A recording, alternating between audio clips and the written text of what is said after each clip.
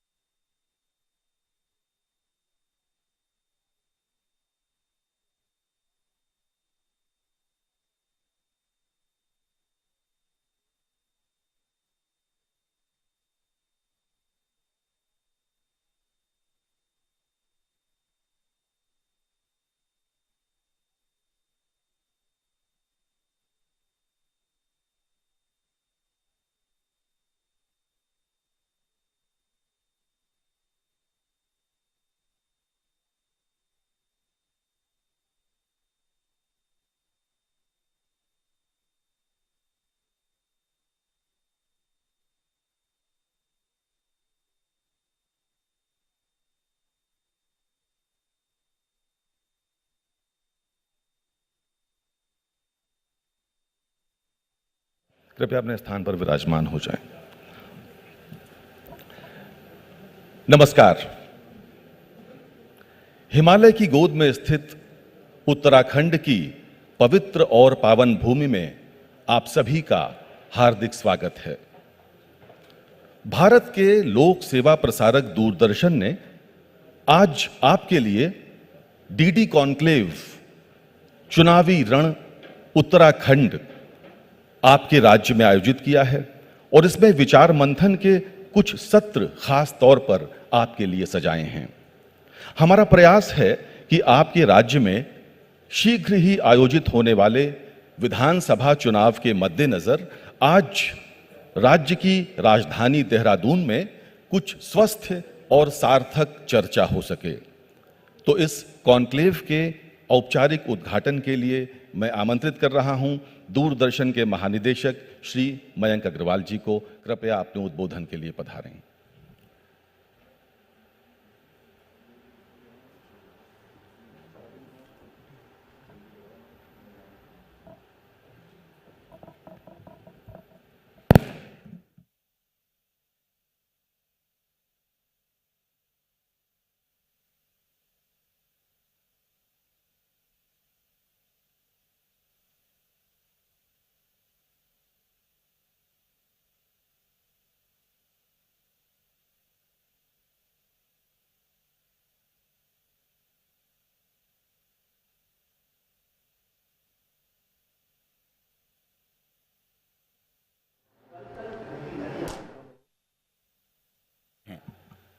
उत्तराखंड के लोगों ने राष्ट्र के निर्माण के हर क्षेत्र में उल्लेखनीय योगदान किया है, चाहे वो शिक्षा हो या देश की सुरक्षा। इस भूमि को मेरा शत शत नमन। वर्तमान विधानसभा चुनावों की पृष्ठभूमि में यह दूरदर्शन की तीसरी कॉन्क्लेव है। इन कॉन्क्लेव्स के आयोजन के पीछे हमारे केंद्रीय मंत्री श्री अनुराग सिंह ठाकुर जी की प्रेरणा है। इसके पूर्व लखनऊ और मेरठ में डीडी कॉन्क्लेव्स का आयोजन हुआ था, बहुत सफल तरीके से।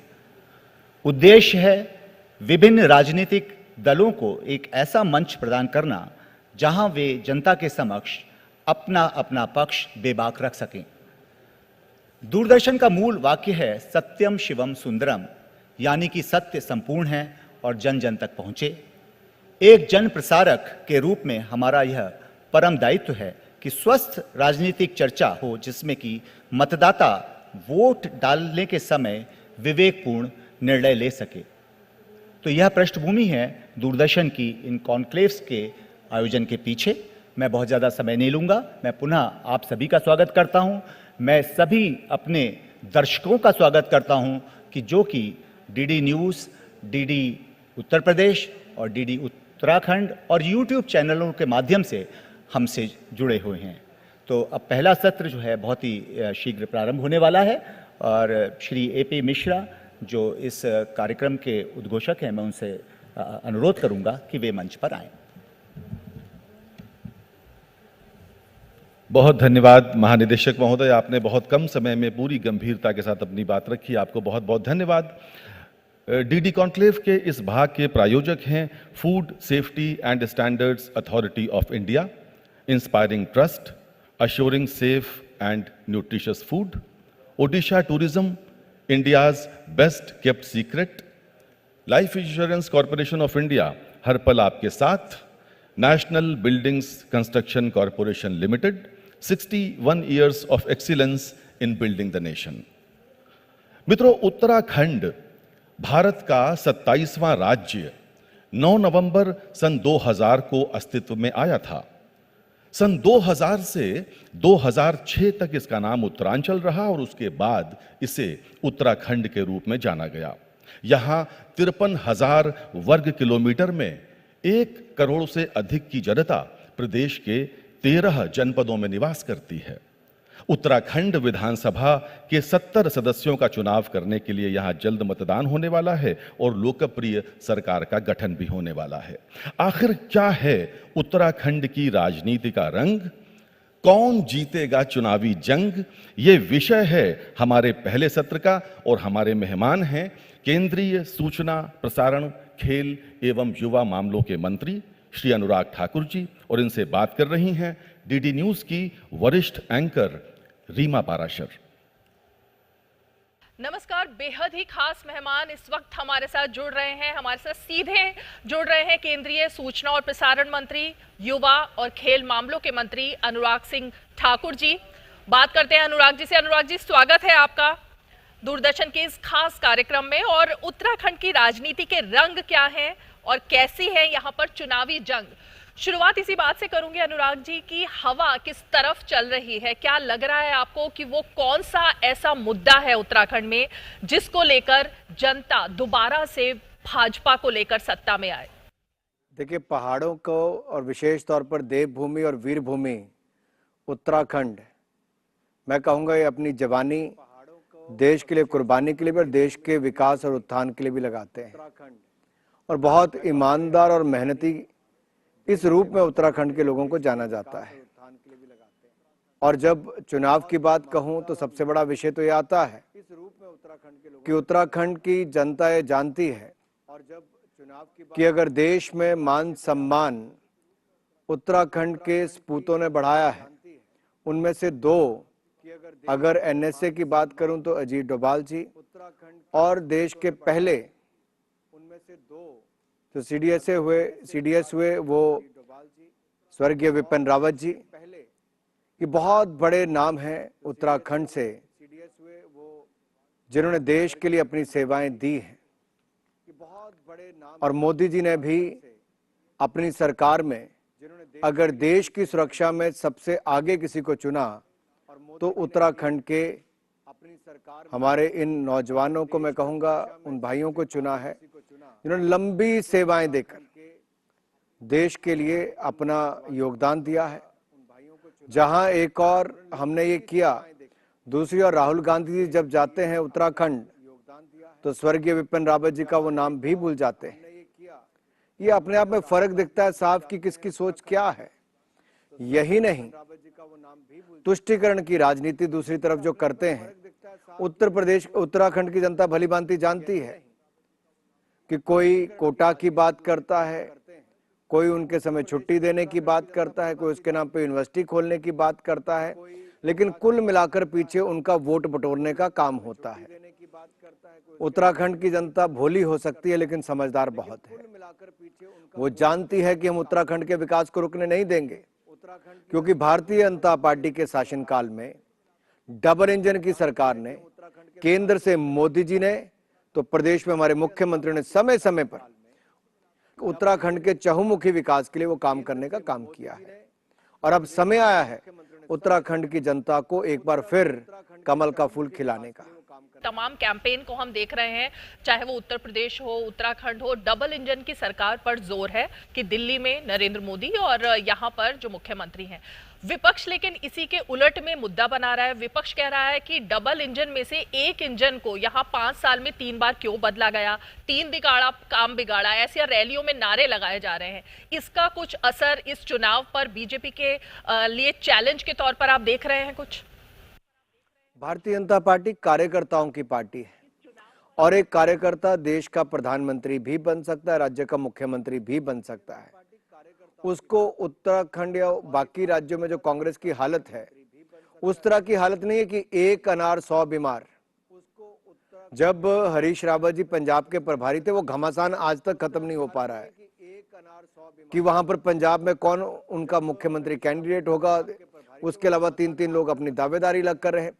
भारतीय जनता पार्टी में अगर मुख्यमंत्री बदलने का काम भी किया गया तो आप देखिए किसी ने उफ तक नहीं की, क्योंकि कार्यकर्ताओं की पार्टी है।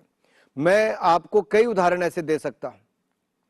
कर्नाटक में येदियुरप्पा जी पार्टी के इतने वरिष्ठ नेता हैं, वो इतनी दूर से चलकर प्रधानमंत्री जी के पास आए और कहा कि अब समय आ गया है कि किसी और को अवसर देना चाहिए। उत्तराखंड में हमने एक नहीं 2 मुख्यमंत्रियों को बदलाव किया, एक बात उसकी बाहर नहीं आई। सबने कहा मैं नहीं, दूसरे कार्यकर्ता को अवसर दिया जा रहा है। एक युवा को चुना गया है, पुष्कर सिंह धामी जी को, जिन्होंने जन जन तक जाकर पिछले 6 महीनों में दिखाया है कि उनकी नई ऊर्जा के कारण, इस युवा के कारण उत्तराखंड को कैसे आगे और विकास मिलने वाला है। और मुझे पूर्ण विश्वास है उत्तराखंड की जनता पहले से ज्यादा सीटें जिताकर पुष्कर सिंह धामी जी को एक बार फिर उत्तराखंड का मुख्यमंत्री बनाएगी। दशक उत्तराखंड का होने वाला है जब वो यहाँ पर आए और उन्होंने संबोधित किया। पहाड़ का पानी और पहाड़ की जवानी भी अब पहाड़ के काम आएगा, ऐसा प्रधानमंत्री ने कहा। लेकिन इसी का उलट नारा जो है, जो तमाम कांग्रेस हो, आम आदमी पार्टी हो, वो इसी को मुद्दा बना रहे हैं कि चाहे वो पलायन का मुद्दा हो, रोजगार का मुद्दा हो, चिकित्सा और शिक्षा, ये 4 ऐसे बड़े मुद्दे हैं जो सबके कैंपेन में दिखाई दे रहे हैं। और वो पूछ रहे हैं कि कैसे होगा उत्तराखंड का ये दशक, जबकि इन 4 अहम मसलों पर सरकार अपने वादे नहीं पूरे कर पाई, ऐसा विपक्ष का आरोप है। देखिए, पलायन क्यों होता था, पानी और जवानी के जाने की बात क्यों होती थी? ये इसलिए होती थी कि कांग्रेस ने वर्षों वर्षों तक उस क्षेत्र की अनदेखी की। चाहे जब ये उत्तर प्रदेश का हिस्सा भी होता था तब इसकी अनदेखी होती थी। उत्तराखंड का अस्तित्व कैसे आया? अटल बिहारी वाजपेयी जी की देन है। बगैर किसी आंदोलन के उस तरह से वो हुआ, बड़े शांत तरीके से। छत्तीसगढ़ भी बना, झारखंड भी बना, उत्तराखंड भी बना। वहीं जब कांग्रेस की बात की जाए, तेलंगाना बना तो पार्लियामेंट में, रीमा जी आप उस समय शायद थी और लंबे समय तक आप उसको कवर करती रही। आपने देखा होगा कैसे मिर्ची पाउडर से लेके बाकी उल्टी सीधी हरकतें कांग्रेस के ही सांसद करते थे तेलंगाना के बनने के अस्तित्व में आने पे। उसके बाद भी वो आंदोलन बाद तक खत्म नहीं हुए, आज तक भी वो शांत नहीं होता है। मैं ये कहना चाहता हूं, भारतीय जनता पार्टी ने उत्तराखंड को उसका हक भी दिया, एक नया राज्य की स्थापना भी की और उत्तराखंड में इंडस्ट्री आए। उस समय नारायण दत्त तिवारी जी की सरकार थी। मैं बात कर रहा हूं 1 दिसंबर 2002 की। उस समय अटल बिहारी वाजपेयी देश के प्रधानमंत्री थे। औद्योगिक पैकेज पहाड़ी राज्यों को देने का काम किया। आज उत्तराखंड में जितनी इंडस्ट्री है वो अटल बिहारी वाजपेयी जी की देन है। और अब जब मोदी जी की सरकार आई, 4 धाम की सड़कों की बात हो, 3 नए मेडिकल कॉलेज की बात हो, एम्स की स्थापना करने की बात हो, नए पनबिजली परियोजनाओं की बात हो, और यहां तक कि शंकराचार्य जी की मैं बात करूं या केदारनाथ जी के मंदिर का सौंदर्यकरण की बात हो, ये रिकॉर्ड समय में हुआ तो भारतीय जनता पार्टी के शासनकाल में हुआ।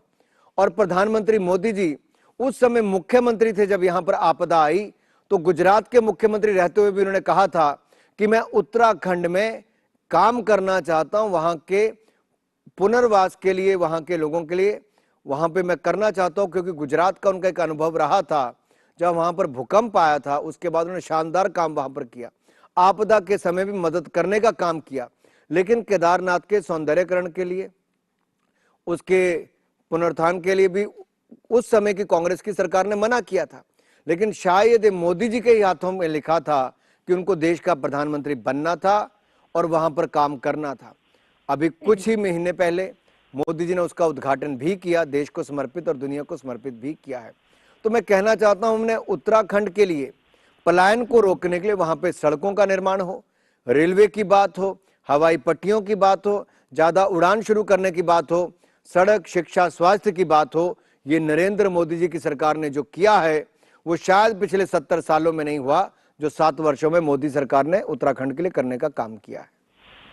कांग्रेस की तरफ से अगर हरीश रावत हैं, 73 साल की उनकी उम्र है और वो लगातार ही अपना कैंपेन कर रहे हैं कि इस बार उनका अंतिम चुनाव है और उनको ही लाना चाहिए। वो कह रहे हैं कि मुझे अनुभव है और एक तरीके से अपने आप को वो क्रिकेट से जोड़ करके भी देख रहे हैं। वो कह रहे हैं कि मैं अनुभवी बैट्समैन हूं और इसीलिए मुझको चुना जाए। और दूसरी तरफ अगर हम बीजेपी का देखें तो 46 साल के मुख्यमंत्री, जिनका कि ये पहला मौका रहा, लगता है कि अनुभव को जो मुद्दा बनाया जा रहा है बीजेपी के खिलाफ हरीश रावत की तरफ से और वो अंतिम चुनाव की तरह इमोशनल कार्ड खेल रहे हैं, उसका असर कुछ बीजेपी के इम्पैक्ट लेकर के आएगा खिलाफ में। देखिए, उनका अनुभव किस काम आया उत्तराखंड के? उनका अनुभव काम आया कांग्रेस पार्टी में रहकर भ्रष्टाचार को और जड़ तक पहुंचाने का, उत्तराखंड को लूटने का। हरीश रावत जी की सरकार में जितने गंभीर भ्रष्टाचार के आरोप लगे और एक नहीं 2-2 सीटों से हारना पड़ा, उत्तराखंड से उनकी सफाई हुई। अब भी उत्तराखंड की जनता भ्रष्ट नेता को नहीं चुनेगी, उन्होंने एक युवा को चुनने वाले हैं। पुष्कर सिंह धामी जी के नेतृत्व में उत्तराखंड की जनता उत्तराखंड का भविष्य देखती है और अपने बच्चों का भविष्य देखती है। मोदी जी जैसा ईमानदार नेता, जिसने 7 सालों में 7 पैसे का आरोप नहीं लग पाया, उनके नेतृत्व में देश और पुष्कर सिंह धामी जी के नेतृत्व में उत्तराखंड प्रदेश, उसको आगे बढ़ाने का काम किया जाएगा। विपक्ष की तरफ से बनाया जा रहा है, खनन नीति को लेकर सवाल उठाए जा रहे हैं और ये भी कहा जा रहा है कि लगातार जो यहाँ पर ब्यूरोक्रेसी में ट्रांसफर पोस्टिंग हुई उसमें भी भ्रष्टाचार के कई ऐसे आरोप लगे जिसको लेकर पिछले जो मुख्यमंत्री हैं उनको हटाया गया। तो बीजेपी के खिलाफ भ्रष्टाचार, क्योंकि बीजेपी हमेशा भ्रष्टाचार का मुद्दा दूसरों पर उठाती रही, कांग्रेस पर या तमाम पार्टियों पर, अब अगर इस कैंपेन में कांग्रेस भ्रष्टाचार का मुद्दा आप ही की पार्टी के खिलाफ भुनाने की कोशिश कर रही है तो उसके काट में या उसके जवाब में पार्टी के पास क्या है? देखिए, राजनीतिक अप्रोच, राजनीतिक आरोप लगाना बड़ा अलग बात है। आखिरकार उसमें सत्य कितना है? चुनाव आने पे आप केवल आरोप लगाने का काम करें तो जनता बड़ी समझदार है, वो समझती है कि केवल ये आरोप लगाने तक का काम किया जा रहा है, इसमें सत्य कहीं नहीं और तथ्य भी कहीं नहीं है। और उनके समय एक एक चीज के बारे में तथ्य देने का काम किया गया था, इसीलिए वो पार्टी टूटने की कगार पर आई। और कांग्रेस की तो ये हालत है कि उनके सामने निर्णय लेने वाला व्यक्ति कोई नहीं बच पा रहा है। पूरे देश भर में आप कांग्रेस की हालत देखिए, और अपना राष्ट्रीय अध्यक्ष पिछले 3 साल से नहीं चुन पाई। 2019 की हार के बाद अभी तक सदमे में कांग्रेस पार्टी है। 3 साल होने वाले हैं, राष्ट्रीय अध्यक्ष नहीं चुन पा रहे। आप कल्पना कीजिए कैसे कांग्रेस पार्टी चल पाएगी। जो देश में नहीं कर पाई वो उत्तराखंड में क्या करेगी? और उत्तराखंड में तो मैंने पहले कहा, एक अनार 100 बीमार वाली हालत पहले ही है। कोई इमोशनल ड्रामा करता है, कोई ब्लैकमेल करने का काम करता है, कोई अपनी बेटी के लिए टिकट लाता है, कोई अपनी बहू के लिए लाता है। ये केवल परिवारवाद तक सीमित होकर रह जाते हैं। ये आम आदमी के परिवार के लिए कुछ नहीं करके देते। आम आदमी के लिए, जनता के लिए किसी ने किया है तो आपदा के समय भी नरेंद्र मोदी जी की सरकार ने और प्रदेश में भारतीय जनता पार्टी की सरकार ने मुफ्त में टीकाकरण भी किया, कोविड की वैक्सीन भी लगवाई, एक नहीं 2-2 लगाने का काम किया, और साथ में हर परिवार जो गरीब है, जो वंचित है, उसको मुफ्त में राशन देने का काम भी हमारी सरकारों ने किया है और आगे भी हम लोग करने वाले हैं। जब तक मोदी जी हैं, भारतीय जनता पार्टी है, तब तक लगातार आप देख रहे हैं कि हमने ईमानदारी के साथ देश और प्रदेशों में सरकारें चलाई हैं।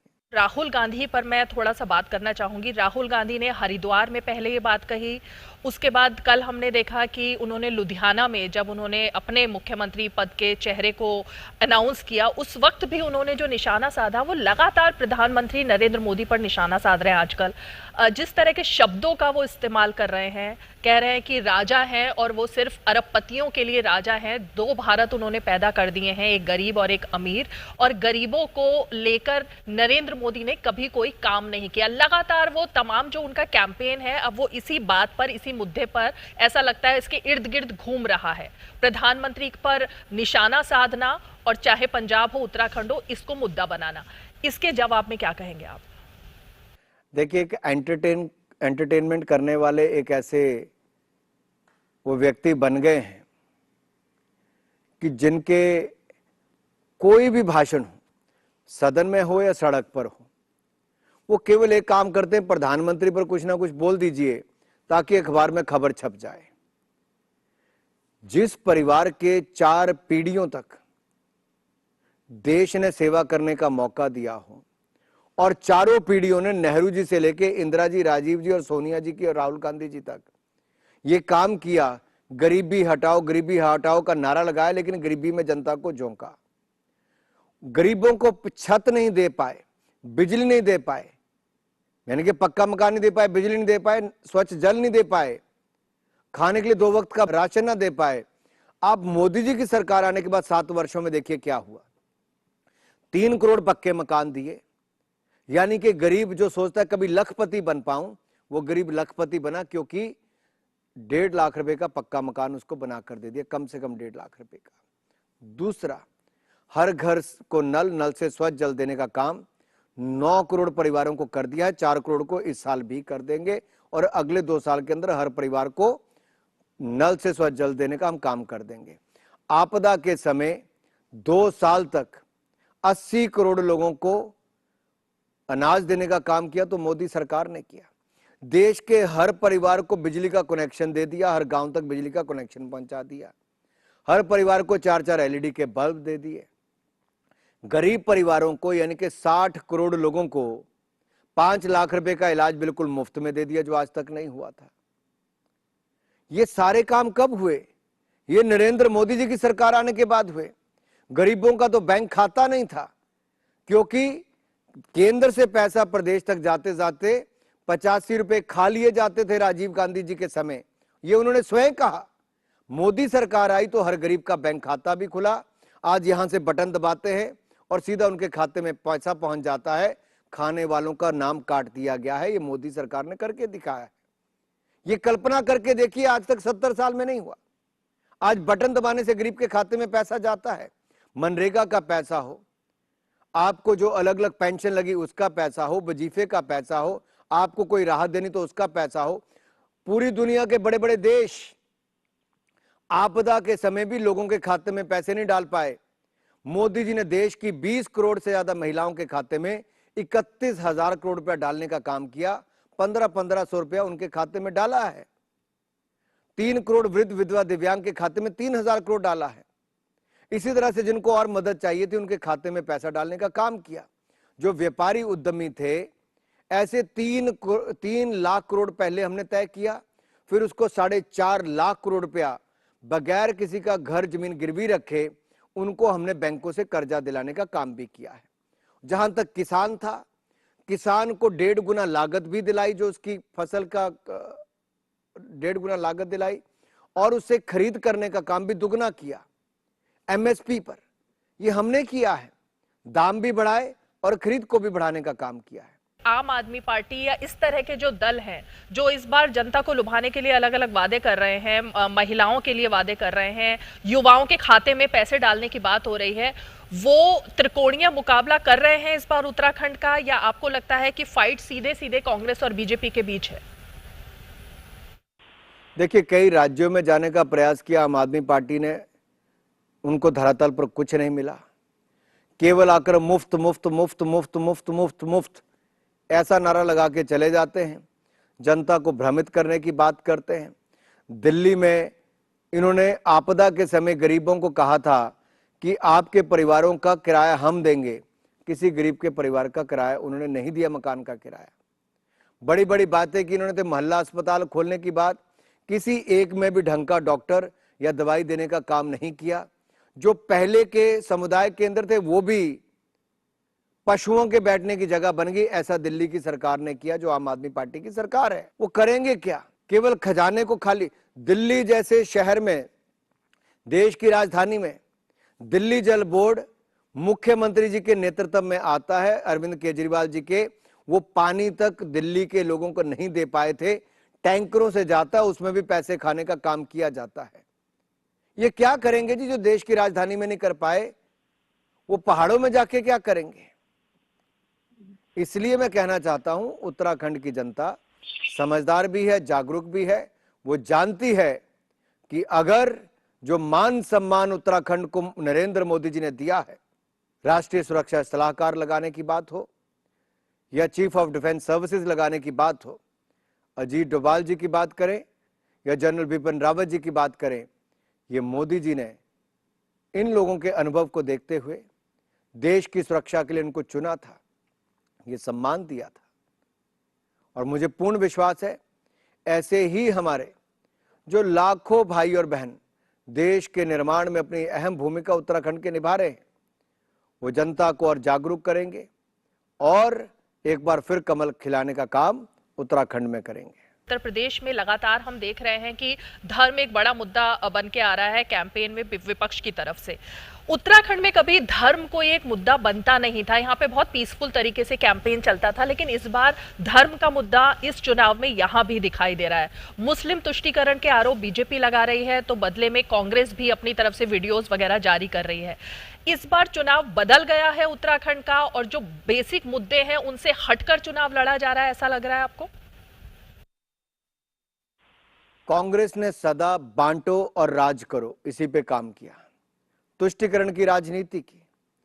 कभी गरीब को गरीबी हटाओ के नाम पर घेरा, उनका वोट लिया, गुमराह किया, और कभी अलग अलग वर्गों को तुष्टीकरण के आधार पर वोट लेने का काम किया है। जहां भारतीय जनता पार्टी ने 4 धाम के लिए सड़क बनाने का काम हो, हेलीकॉप्टर सेवा की बात हो, रेलवे योजनाओं को शुरुआत करने की बात हो, वो सब करने का काम किया।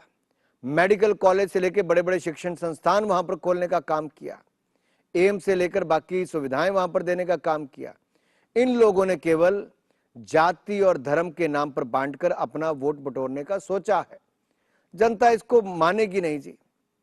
आप देखिए, जहां पे जो मुद्दा नहीं था वहां पर जाकर वो मुद्दा खड़ा करना जनता बहुत समझती है कि कौन क्या भूमिका निभा रहा है। कांग्रेस इसी में खोखली होती नजर आ रही है। ये जहां जहां गए इन्होंने यही किया है, और ये इनको यहां पे कोई लाभ नहीं देगा। अगर मोदी सरकार ने काम किया है और प्रदेश में पुष्कर सिंह धामी जी की सरकार ने काम किया, तो सबका साथ, सबका विकास, सबका विश्वास, इसी मूल मंत्र के साथ काम किया है। रसोई गैस के सिलेंडर हो, पक्के मकान हो, पानी के पीने की सुविधा हो, या 5 लाख का मुफ्त इलाज हो, आप उठाकर देख लीजिए, सभी धर्म के लोगों को, सभी जाति के लोगों को एक बराबर, एक समान अधिकार मिला।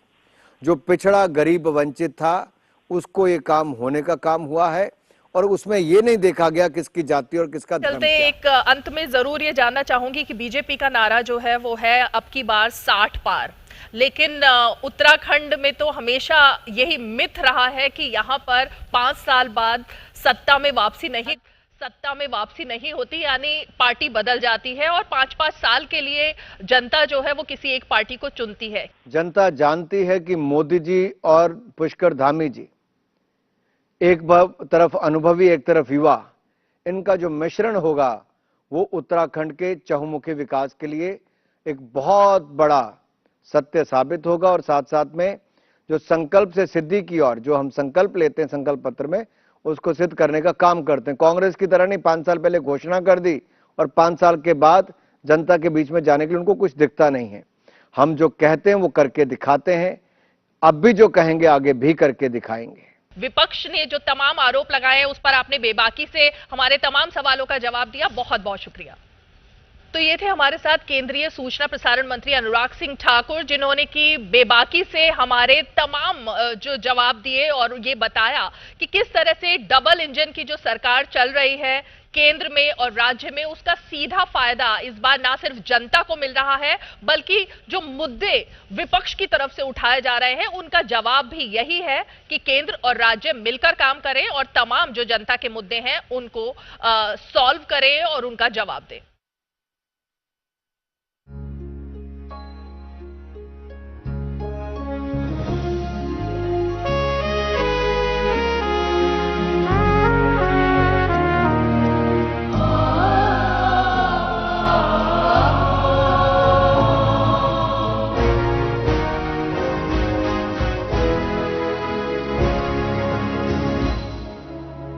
यूं तो देश में स्वाधीनता आंदोलन सन 1857 में मेरठ में सैनिक विद्रोह से शुरू हुआ।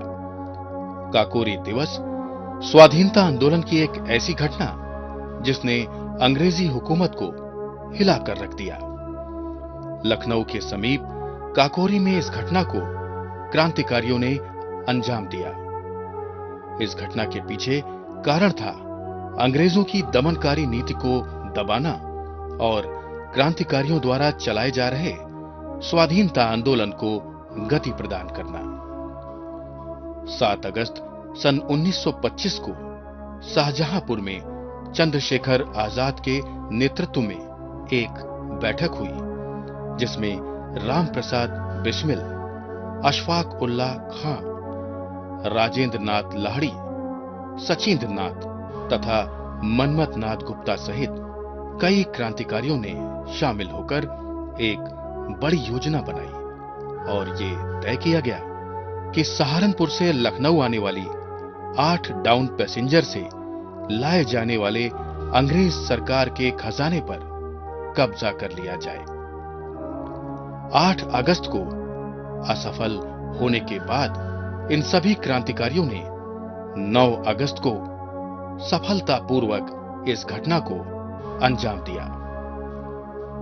अचानक हुए इस हमले से बौखलाए अंग्रेजों ने एक व्यापक अभियान चलाकर लगभग 40 क्रांतिकारियों को पकड़ लिया, जिन्हें जेल में घोर कष्ट और यातनाएं दी गईं। इसके बाद चंद्रशेखर आजाद फरार रहे, जो कि बाद में इलाहाबाद के अल्फ्रेड पार्क में अंग्रेजों से सामना करते हुए अपने रिवॉल्वर की गोली से वीर गति को प्राप्त हुए। काकोरी दिवस का ऐतिहासिक मुकदमा लगभग 10 महीने तक लखनऊ की अदालत रिंग थिएटर में चला। 6 अप्रैल सन 1927 को इस मुकदमे का फैसला आया। जज हैमिल्टन ने राम प्रसाद बिस्मिल, अशफाक उल्लाह खां, रोशन सिंह और राजेंद्र नाथ लाहिड़ी को फांसी की सजा सुनाई और अन्य को आजीवन कारावास की सजा हुई।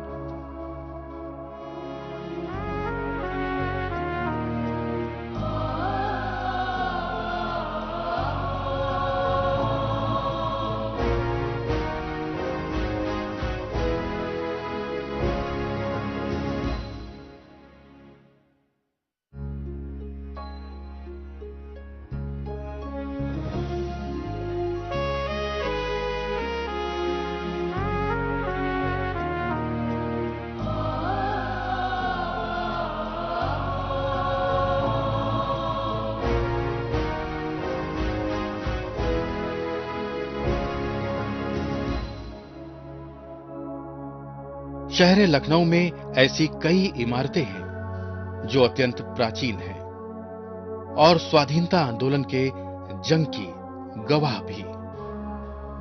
लखनऊ में स्थित ऐसी ही एक इमारत है रेजिडेंसी, जो अपने अंदर समेटे हुए है अतीत की यादें।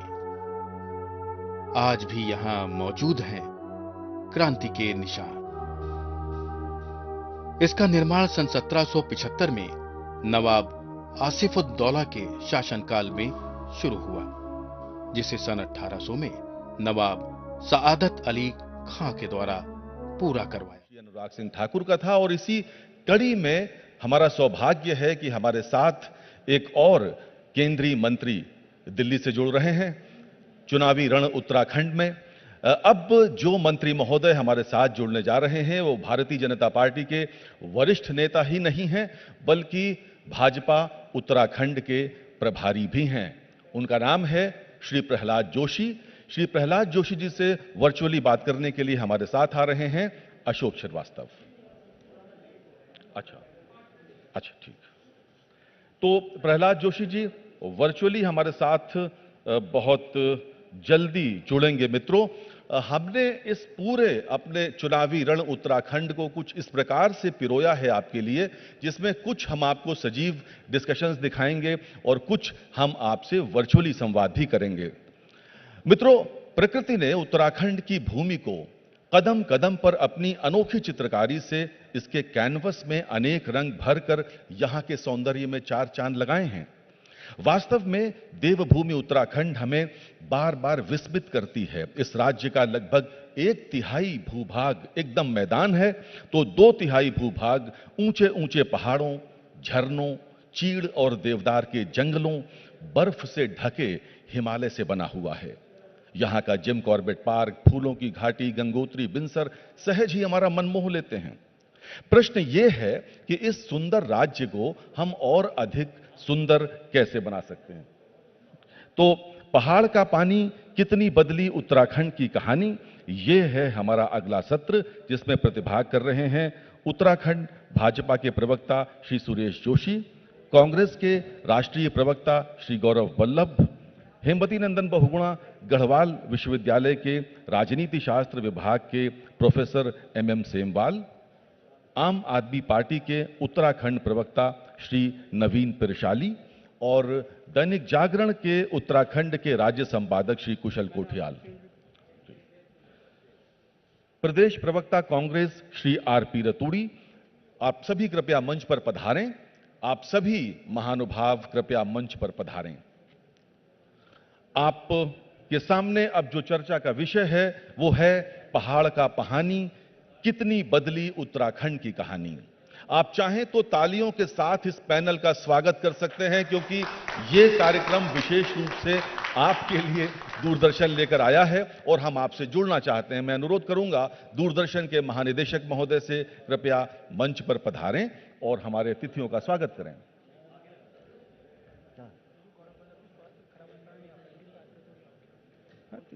गौरव वल्लभ जी को आना था, उनका स्वास्थ्य खराब है, लिहाजा उनके स्थान पर श्री RP रतूड़ी जी प्रदेश प्रवक्ता कांग्रेस पधारे हैं। हमारा सौभाग्य है दूरदर्शन के महानिदेशक महोदय मंच पर हैं और सभी अतिथियों का सम्मान हो रहा है। इनसे बातचीत करने के लिए मैं मंच पर आमंत्रित कर रहा हूं DD न्यूज के श्री अजय मिश्र जी को। कृपया मंच पर पधारें अजय मिश्र।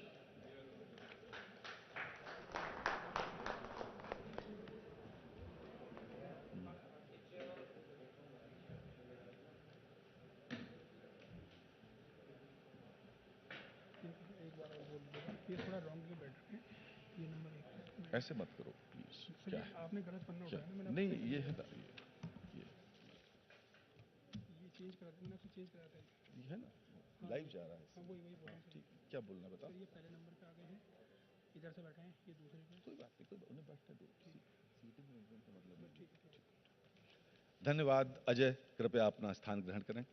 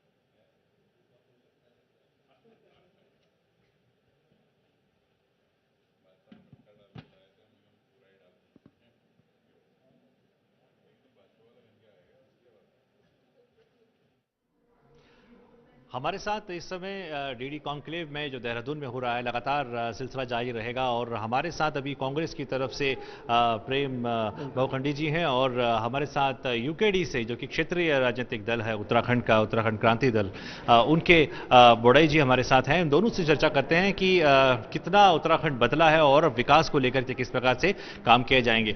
बहुखंडी आपसे पूछते हैं कि किस तरीके से उत्तराखंड को विकास को लेकर के कांग्रेस जो है अपना जो दृष्टि पत्र जारी किया है, जो मैनिफेस्टो जारी किया है, उसमें कौन कौन से ऐसे बिंदु लगते हैं कि जनता आपको चुनेगी? देखिए, इस बार पहली बात तो इंटरेस्टिंग बात है कि सिर्फ मैनिफेस्टो हमने रिलीज किया है। भारतीय जनता पार्टी जो सरकार में है वो अभी तक रिलीज नहीं कर पाई है, नहीं कर पा रहे हैं वो लोग। एक आम आदमी पार्टी आई है वो भी नहीं रिलीज कर पा रहे। यूकेटी का मैनिफेस्टो तो चूंकि आंदोलनकारी दल है तो इनको तो हम माफ करते हैं क्योंकि इनका तो सबको पता है कि क्या कार्यक्रम है। हमने जो किया है, हमने एक तो 4 कार्यक्रम दिए हैं। हमने कहा है कि एक तो गैस सिलेंडर महंगाई से जो दिक्कत है उसको हम कम करने के लिए सब्सिडी के तौर पे जो भी मतलब 500 रुपए का हम सिलेंडर देंगे। पहली बात तो ये। बेरोजगारी उत्तराखंड में बहुत ज़्यादा बढ़ चुकी है। हम कोशिश करेंगे, हमारा 4 साल के अंदर कार्यक्रम रहेगा कि हम 4 लाख लोगों को रोजगार देंगे। हमने कहा है कि जो निम्न आय वर्ग के लोग हैं और जिनको कोरोना काल के अंदर जिनकी आर्थिकी टूट गई है या जिनकी आर्थिकी जीएसटी की वजह से टूट गई है या नोटबंदी की वजह से टूटी है, ऐसे लोगों को हम 40,000 रुपये सालाना देंगे ताकि वो आय वर्धन कर सकते हैं, वो भी समाज में इज्जत और सम्मान के साथ और स्वस्थ होकर जी सके। ये हमारे कार्यक्रमों में है। मुख्यतः उत्तराखंडियत को हमने एक बहुत केंद्रीय माना इस बार कि हम उत्तराखंडियत के मुद्दे पर चुनाव लड़ेंगे। देखिए, उत्तराखंड के पर्वतीय क्षेत्रों को अगर आप देखेंगे तो यहाँ की जो सबसे बड़ी समस्या है वो है कि हमारे यहाँ उत्पादन नहीं है। गाँव के अंदर उत्पादन नहीं है, सब्जी का उत्पादन नहीं है, दूध का उत्पादन नहीं है। उत्पादन है तो बहुत अल्प उत्पादन है। तो उत्पादन, अनुत्पादकता और अल्प उत्पादकता को हमने केंद्र मानते हुए अगले 5 साल के अंदर हम उत्तराखंड के अंदर उत्पादकता को डबल करेंगे। तो ये हमारा बेसिक है इस उसका मैनिफेस्टो में जो हमने लिखा है। हम अब आएंगे आपके मुद्दे पे आएंगे, दूसरे मुद्दे पे आएंगे। आपको जानना चाहेंगे यूकेडी तो एक क्षेत्रीय दल है, क्रांति से उत्पन्न एक दल माना जाता है, तो क्यों इतना पिछड़ा रह गया है उत्तराखंड क्रांति दल? अगर राजनीतिक इतिहास से बात की जाए, क्यों जनता उनको विश्वास नहीं जता पा रही है या मौका नहीं दे पा रही है? मौका देना इस बात पर है, दिक्कत यहाँ है कि ये दोनों जो दल हैं ये जनता को भ्रमित किए हुए हैं। तमाम धन बल बाहुबल से ये वोट बटोर रहे हैं। जनता आज भी जो जब राज्य बना है था 2000 में उसी स्थिति में है। आज वहाँ विकास की बात जो भी है वो सब 2000 की स्थिति में है। चाहे आप भू कानून ले लीजिए, चाहे आप गैरसैंण राजधानी का मुद्दा ले लीजिए, चाहे आप बेरोजगारी का मुद्दा ले लीजिए और चाहे आप तमाम अन्य डेवलपमेंट्स में। और जो उद्यान है, उद्यान की हालत देख लीजिए कि क्या हाल है, उसको सब बेच दिया है या बंजर कर दिए हैं सारे। तो मतलब विकास के नाम की बात इन सब दोनों पार्टियों में नहीं है। निश्चित रूप से जनता को हम नहीं समझा पाए और जनता को ये लोग भ्रमित करते रहे, ये बात निश्चित रूप से हुई। इस बार 2022 में जनता समझ रही है कि उत्तराखंड में एक क्षेत्रीय दल को मजबूती देनी है, तभी यहाँ का विकास हो पाएगा। और निश्चित रूप से यूकेडी एक सख्त भू कानून लाएगी, गैरसैंण राजधानी बनाएगी। ये हमारा मुद्दा है। ये सब लोग इस पर राजनीति करते आए हैं लेकिन इनके ये आज तक नहीं बना पाए। इस पर राजनीति और हमेशा सत्ता प्राप्त करते रहे, लेकिन यूकेडी इसको राज्य जो राजधानी, एक राजधानी वो बनाएगी। और साथ में भू कानून हमने कहा 5 लाख रोजगार हम इन 5 सालों में देंगे। जनता के समक्ष हमने लोग आए हैं और राजधानी पूरा राज्य बनाने वाली पार्टी। तो अब अजय मिश्रा के पास चलते हैं। उनके पास जो है पैनल तैयार है और वो अब किस बारे में बात करते हैं, कौन कौन से मुद्दे निकल कर आते हैं, इनके बाद देखते हैं। अजय मिश्रा के पास चलते हैं।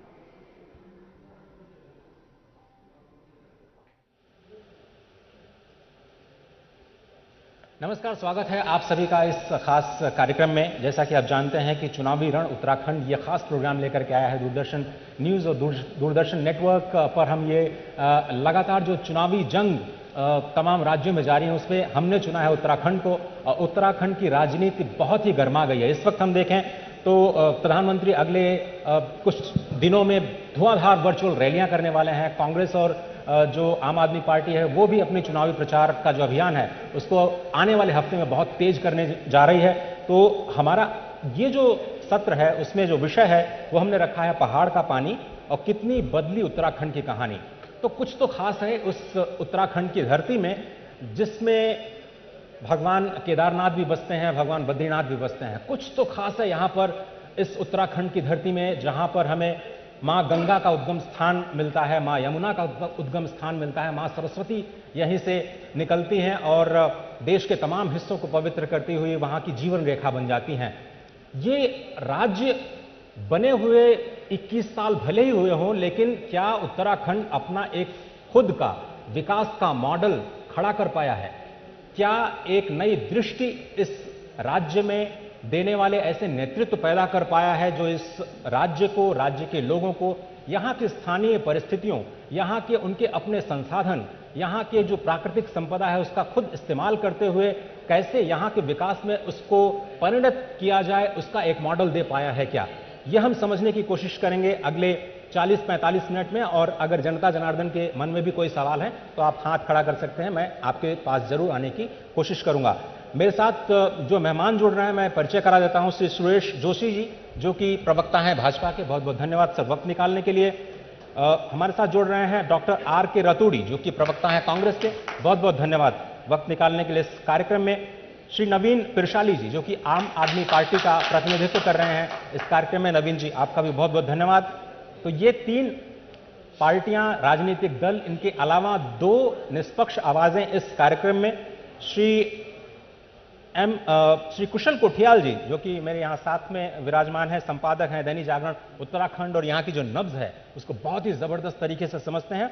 और साथ ही साथ प्रोफेसर MM सेमवाल जो कि राजनीति विज्ञान के प्रोफेसर हैं HNB गढ़वाल विश्वविद्यालय में, बहुत बहुत धन्यवाद सर वक्त निकालने के लिए। लेकिन चूंकि सत्ता भाजपा की है, उत्तरदायित्व तो उनका ज्यादा है, इसलिए पहला सवाल सुरेश जोशी जी आप ही से। अगर हम आपसे समझना चाहें कि आप किन मुद्दों को लेकर के इस बार चुनावी जंग में उतर रहे हैं और क्यों आपको लगता है कि जनता को आपको समर्थन करना चाहिए, पहली बारी आपको। देखिए, आपके इस कार्यक्रम के माध्यम से जो भी दर्शक इसको देख रहे हैं पूरे उत्तराखंड के, मैं सबको भारतीय जनता पार्टी की ओर से और अपनी ओर से सभी को प्रणाम करता हूं। आपने उत्तराखंड के विकास को लेकर और उत्तराखंड के इन 21 वर्षों में क्या क्या उत्तराखंड में हुआ इसको लेकर के जो चर्चा यहां पर गोष्ठी रखी है, और आपने प्रश्न किया कि सरकार आपकी है और 5 वर्षों में क्या हुआ। देखिए, इन 5 वर्षों में नहीं, जब से यह राज्य बना है तब से, जब भारतीय जनता पार्टी की सरकार चाहे पहले रही हो, चाहे भारतीय जनता पार्टी की सरकार आज रही हो, चाहे इस राज्य को बनने का विषय आया हो, उसमें भारतीय जनता पार्टी के नेतृत्व ने एक अहम भूमिका इसमें निभाई है। क्योंकि जब हमने राज्य बनाया था उस समय क्या परिस्थितियां थी पूरे राज्य को पता है, पूरे देश को पता है। उस समय तो आज की जो मेजोरिटी 303 की है उस पर भी हम नहीं थे, 22 दलों के साथ मिलकर के हम सरकार चला रहे थे। लेकिन उन विषम परिस्थितियों में जो इस राज्य की मांग थी उसको हमने पूरा किया।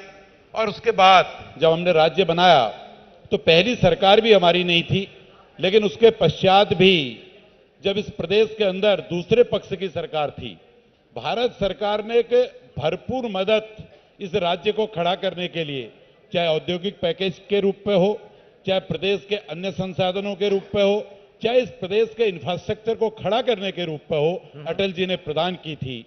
और आज अगर हम इन 5 वर्षों की बात करें, 5 वर्षों में देखिए, हम 2017 में जब अपना संकल्प पत्र लेकर के आपके बीच में आए थे तो उस समय हमने कहा था कि यहाँ का जो इंफ्रास्ट्रक्चर है और यहाँ के जो रोजगार के साधन हैं और यहाँ पर की जो शिक्षा व्यवस्था है, यहाँ पर की जो स्वास्थ्य व्यवस्था है, उस सब को सुदृढ़ करना और उसको मजबूत करना, ये इस सरकार का काम है। देखिए, इन 5 वर्षों में कुछ योजनाएं ऐसी थी जो लॉन्ग टर्म थी, कुछ योजनाएं शॉर्ट टर्म थी, कुछ योजनाएं मिड टर्म थी।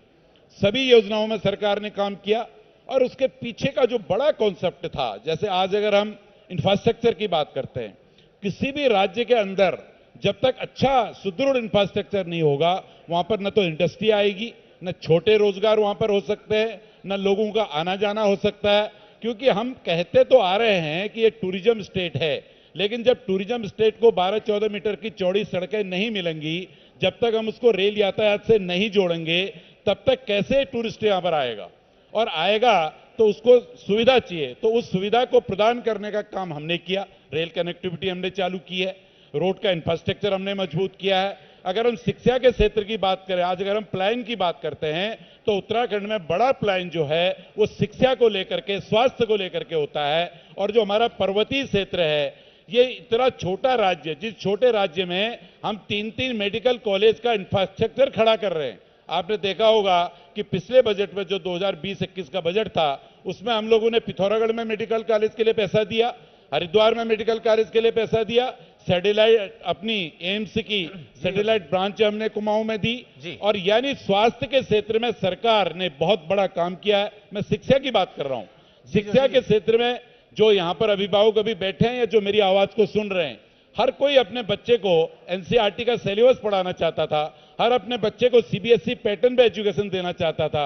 आज पूरे उत्तराखंड में देश का पहला राज्य है जिसने एनसीईआरटी की शिक्षा प्रदान की है और जिसने 180 ऐसे स्कूल हैं जो अटल उत्कृष्ट के नाम से हमने बनाए हैं, उनमें सीबीएसई अंग्रेजी और हिंदी पैटर्न दोनों में हम शिक्षा ग्रहण करा रहे हैं। यानी हमने शिक्षा, स्वास्थ्य, इंफ्रास्ट्रक्चर सब पे काम किया। जोशी जी, मैं समझ गया, आप कह रहे हैं कि बुनियादी ढांचे पर सरकार ने काम किया है, साथ ही साथ जो सामाजिक अवसंरचना है उसको भी आपने मजबूत करने का काम किया। मैं आपकी बात को थोड़ा सा और सरल कर देता हूं।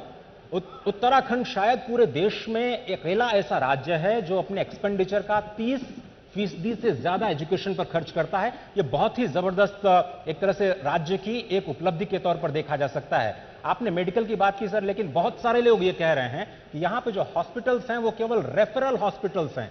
यहां से लोगों को जो स्वास्थ्य की सुविधा, आप केवल 6% स्वास्थ्य पे खर्च करते हैं पूरे एक्सपेंडिचर का, जो हमारे पास आंकड़े हैं। ये और भी पहाड़ों तक पहुंचना बहुत जरूरी है स्वास्थ्य को लेकर के। लेकिन अब रतोड़ी साहब, मेरा आपसे यह सवाल है डॉक्टर साहब कि प्रधानमंत्री यह कहते हैं कि बीजेपी के लिए उत्तराखंड देवभूमि है, और ये अभी उन्होंने विजय संकल्प सभा जो हरिद्वार में की है वर्चुअल रैली, उन्होंने ये कहा है, मैं उनको कोट कर रहा हूं। लेकिन बाकी दलों के लिए उन्होंने कहा कि वह इसे तिजोरी समझते हैं। भ्रष्टाचार पर उन्होंने सीधे आरोप लगाए और आपने विपक्ष की भूमिका सही नहीं अदा की। पहले तो आप सबको नमस्कार। देखिए, जो आपका प्रश्न है, सबसे बड़ी बुरी बात तो यह है, ये देवभूमि प्रधानमंत्री जी के कहने से नहीं होगी। ये पुराणों में है, ये हमारे जो 4 धाम हैं हमारे, ये कोई 2014 के बाद नहीं बने, ये बहुत पहले के हैं और ऋषि मुनियों के हैं। और ये कल्पना हमारे उन शंकराचार्यों की थी। तो ये प्रधानमंत्री जी अपने आप को शंकराचार्यों से ऊपर और भगवान शिव से ऊपर, क्योंकि दुर्भाग्य तो यह है कि जो सरकार जवाबदेही होनी चाहिए वो प्रश्न पूछती है, वो विपक्ष से प्रश्न पूछती है। हमारा ये कहना है कि आप जरा बताएं कि जब आप राज्य देने का दम भरते हैं तो 3 राज्य इस हिंदुस्तान में बने थे, अटल जी ने बनाए थे। तो 2 राज्यों को तो राजधानी सहित आपने बनाया था। क्या वजह थी कि आपने उत्तराखंड को बिना राजधानी के बना दिया? ये कमी किसकी थी? जहां एक तरफ उत्तराखंड का नौजवान, उत्तराखंड की महिलाएं झंगोरा मंडुआ खाएंगे, उत्तराखंड बनाएंगे, और गैरसैंण की बात करती थी, उनकी आवाज को क्यों नहीं सुना आपने? क्या आपको उत्तराखंड की उस देवभूमि से, जिसे आज प्रधानमंत्री कहते हैं कि आज देवभूमि बनी, क्या आपको परहेज था? आपने गैरसैंण को राजधानी क्यों नहीं बनाया?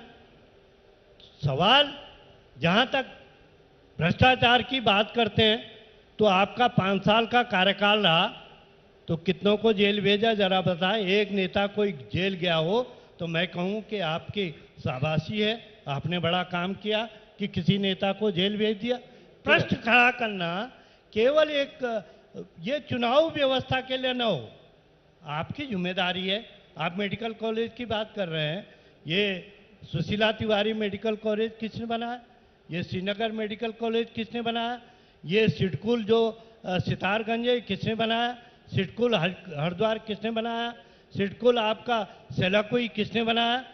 ये हमारी सोच, जो नारायण दत्त तिवारी जी की सोच थी, आपने तो, भारतीय जनता पार्टी ने तो केवल मुख्यमंत्रियों की प्रयोगशाला बनाई। अरे 10 साल आप भी रहे, 10 साल हम भी रहे, आपने 10 साल में 8 मुख्यमंत्री दे दिए। क्यों प्रयोगशाला बनाई भाई? आपको जब मालूम था कि मैं युवा मुख्यमंत्री दे रहा हूं, तो जब आप तीरथ सिंह जी को लाए थे, क्या वो 80 साल के थे? तो आप धामी साहब को उस समय क्यों नहीं लाए? आपने 3 महीने में क्यों हटाया? क्या युवा आपको 3 महीने में याद आया, या अपनी गलती महसूस की कि जो फटी जीन्स पर बात करने वाले हैं, जिनका ज्ञान है कि हिंदुस्तान अमेरिका के अधीन रहा, उनका गुलाम रहा, तो जिनका ये सोच थी तो इसलिए बदला? तो सवाल प्रयोगशाला तो आपने बनाई है, डॉक्टर भाजपा साहब, ने। आप कह रहे हैं कि प्रयोगशाला के तौर पर बीजेपी ने इसको स्वीकार किया। नवीन पिरशाली जी, अब आपसे ये सवाल है कि आप जो अलग अलग राज्यों में मुफ्त की राजनीति करते हैं, वो यहां भी आप जनता को लुभा रहे हैं। आप जमीन पर काम नहीं कर पाएंगे, केवल आप झूठे वादे कर रहे हैं, क्या कहेंगे? देखिए, जो बात आम आदमी पार्टी कह रही है, आम आदमी पार्टी का ये मानना है कि एक व्यक्ति के जीवन स्तर को सुधारने के लिए जो मूलभूत आवश्यकताएं होती हैं, वो उसका अधिकार है। लेकिन भारतीय जनता पार्टी और कांग्रेस जैसी पार्टियां जो परंपरागत राजनीति करती है और अपने एजेंडों के लिए कुख्यात हैं, वो पार्टियां कहती कि ये मुफ्तखोरी है। जब इनके मुख्यमंत्री 3-3 हज़ार यूनिट बिजली लेते हैं तो वो मुफ्तखोरी नहीं होती है, वो सत्सम्मान इनका अधिकार होता है। विधायक लेता है, वो उसका अधिकार है, मंत्री का अधिकार है। और जब वही बात जनता के लिए की जाती है, क्योंकि जनता के वोट से सरकार बनती है और जनता के नोट से सरकार चलती है, तो बीच में ये कहां से आ गए? इनको तो, आप तो जनता के नौकर हैं, फिर आप जनता के लिए अपने स्वामी जो हैं, उन मालिक, उनके लिए कहते हैं कि आप मुफ्तखोरी हैं। ये जनता का अपमान है। उत्तराखंड की प्रबुद्ध जनता, देवतुल्य जनता, उसका अपमान है आप मुफ्तखोरी कहकर। और आपके भारतीय जनता पार्टी के एक बड़े कद्दावर नेता, उन्होंने तो यहां तक कह दिया था कि ये हरामखोरी है। तो आप जब खुद के लिए लेते हैं तो वो सम्मान है, जनता के लिए वो मुफ्तखोरी है। इसके अंतर को आपको समझना होगा। इस प्रदेश की बात करें, अगर मैं उत्तराखंड की बात करूं, तो हमारा उत्तर प्रदेश से कोई लड़ाई नहीं थी, हमारा कोई झगड़ा नहीं था। हमारा सिर्फ इतना कहना था कि हमारी भौगोलिक परिस्थिति भिन्न है और जो सत्ता लखनऊ से चल रही है, वहां से जो बजट चल रहा है, वो आते आते हरिद्वार से पहले खत्म हो जाता है, वो उधम सिंह नगर से पहले खत्म हो जा रहा है, भ्रष्टाचार की भेंट चढ़ रहा है। हमें हमारा विकास चाहिए। तो उत्तराखंड राज्य की जो मांग थी, उसके मूल में 2 प्रश्न थे, विकास और रोजगार। क्योंकि रोजगार के इर्द गिर्द हमारी गरीबी, हमारी लाचारी सब टिकती है। तो जो अवधारणा थी, जो कॉन्सेप्ट था उत्तराखंड का, जिसके लिए हमारे 42 शहीदों ने अपनी शहादत दी थी, मातृशक्ति ने कुर्बानी दी थी, उस कुर्बानी को ये परंपरागत राजनीति करने वाले दल भारतीय जनता पार्टी और कांग्रेस ने पीछे छोड़ दिया है।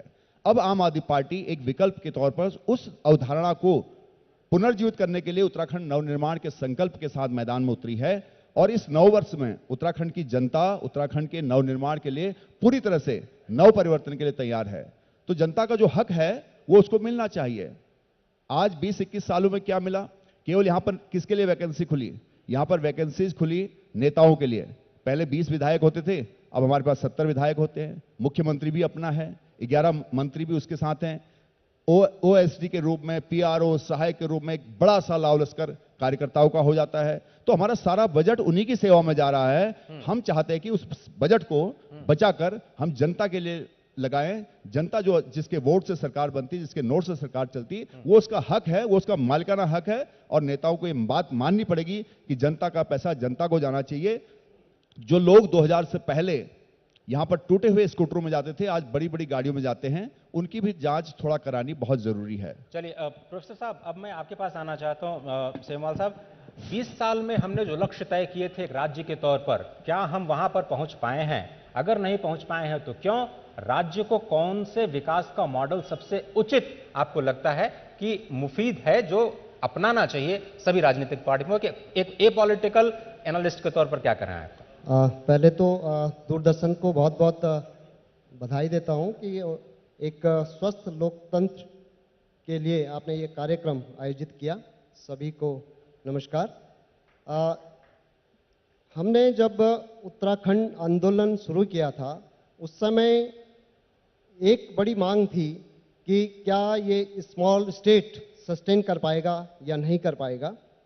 तो उस समय 1993-94 में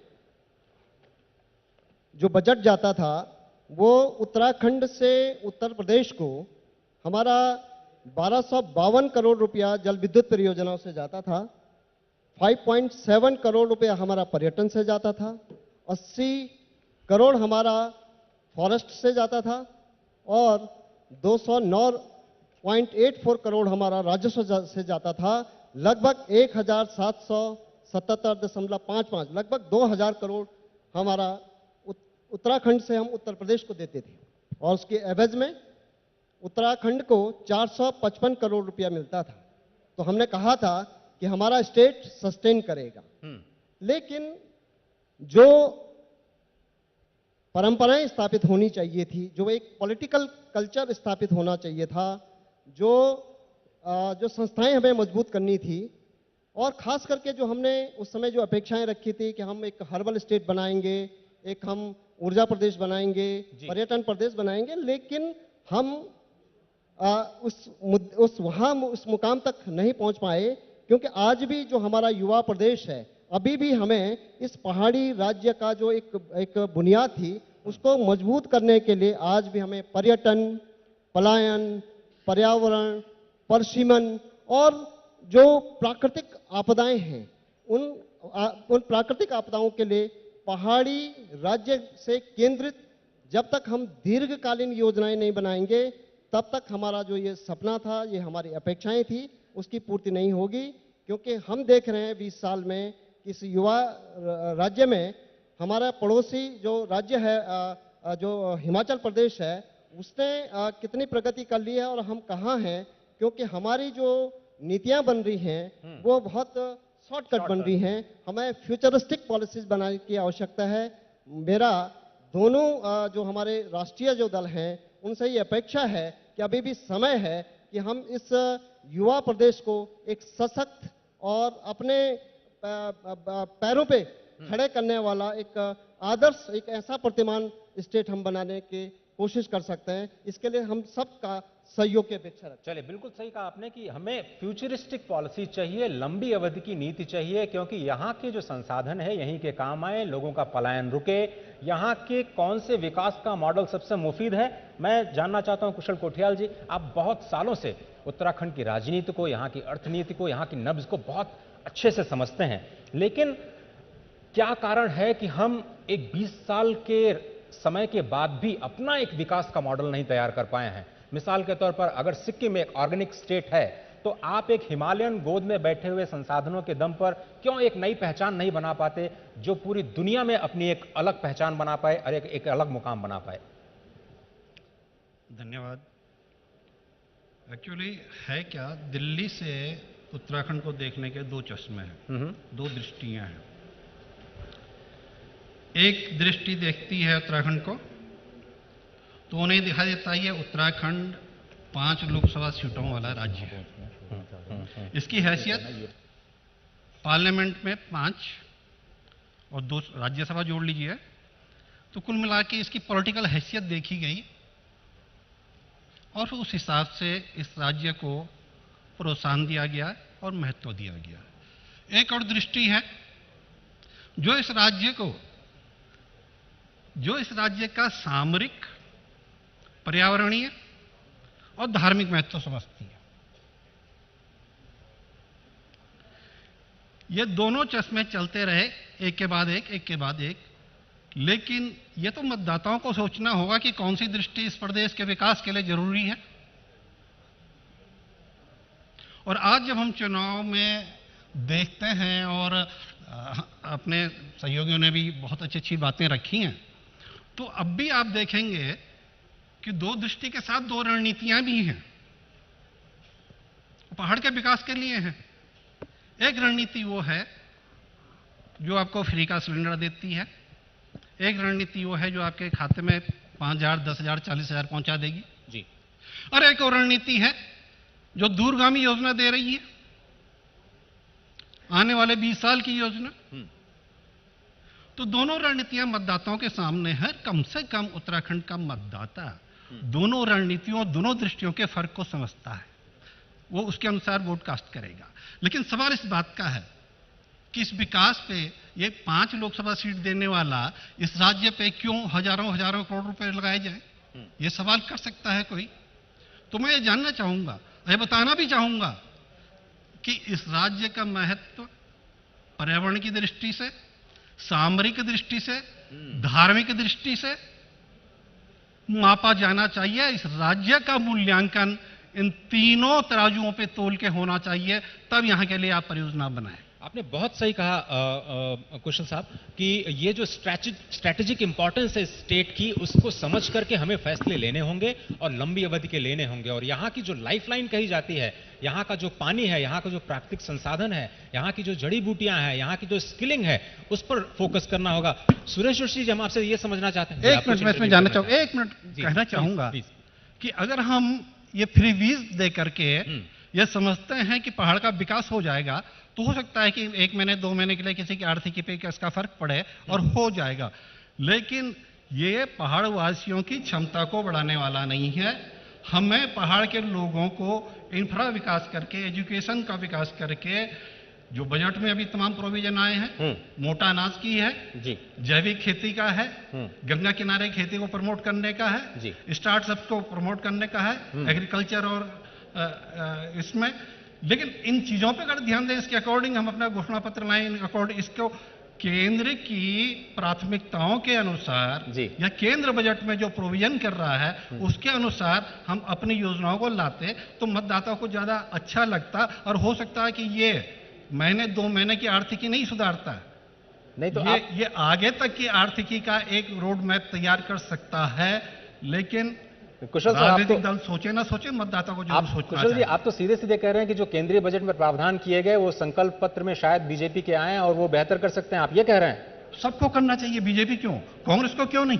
कांग्रेस को क्यों नहीं करना चाहिए? तो सुरेश जोशी जी, जब हम बात कर रहे हैं कि कोऑपरेटिव फेडरलिज्म की, केंद्र में सरकार किसी की भी हो, राज्य में किसी की भी बने, हमें तो केंद्र की योजनाओं का अधिक से अधिक सदुपयोग राज्य के हित में करना है।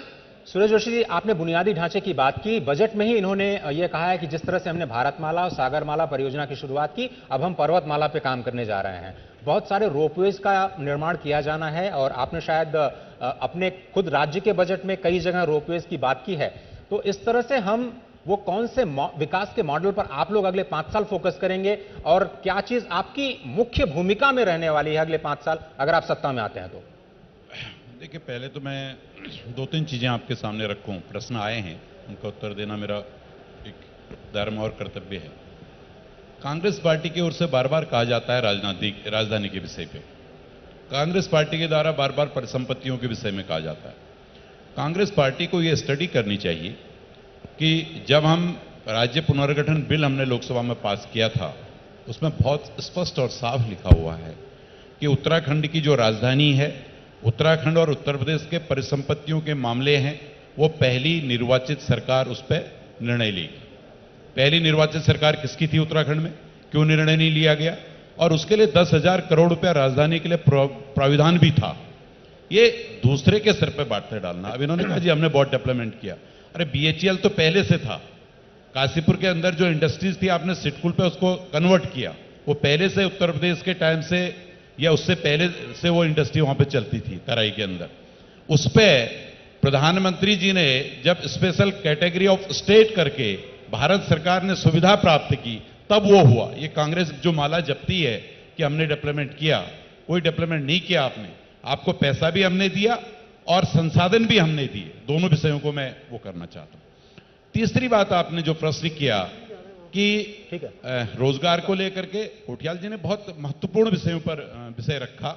निश्चित तौर पर देखो, सेमवाल जी ने भी कहा कि जिस दिन हम लोग उत्तर प्रदेश से उत्तराखंड में आए थे, लगभग 1,1200 करोड़ का हमारा बजट था, जो उस समय उत्तर प्रदेश हमको दे रहा था। लेकिन आज अगर हम चर्चा करते हैं, प्लान, नॉन प्लान, बाह्य सहायताएं, बैंकिंग लोन्स, ये सब लेकर के हम 60,000 करोड़ में जा रहे हैं। बहुत बड़ा अंतर है 60,000 करोड़ और 1,000 करोड़ का। लेकिन कुछ लोगों की मानसिकता भी ये बन चुकी है कि वो कहते हैं कुछ नहीं हुआ। मैं बतलाना चाहता हूं, आज उत्तराखंड के प्रत्येक गांव तक सड़क है, आज उत्तराखंड के प्रत्येक गांव तक बिजली है, आज सरकार उत्तराखंड के हर घर तक पेयजल देने की व्यवस्था कर रही है। आज उत्तराखंड के अंदर 3 किलोमीटर 4 किलोमीटर के अंदर इंटर कॉलेज है। आज उत्तराखंड के जिला चिकित्सालयों को सुदृढ़ किया गया है।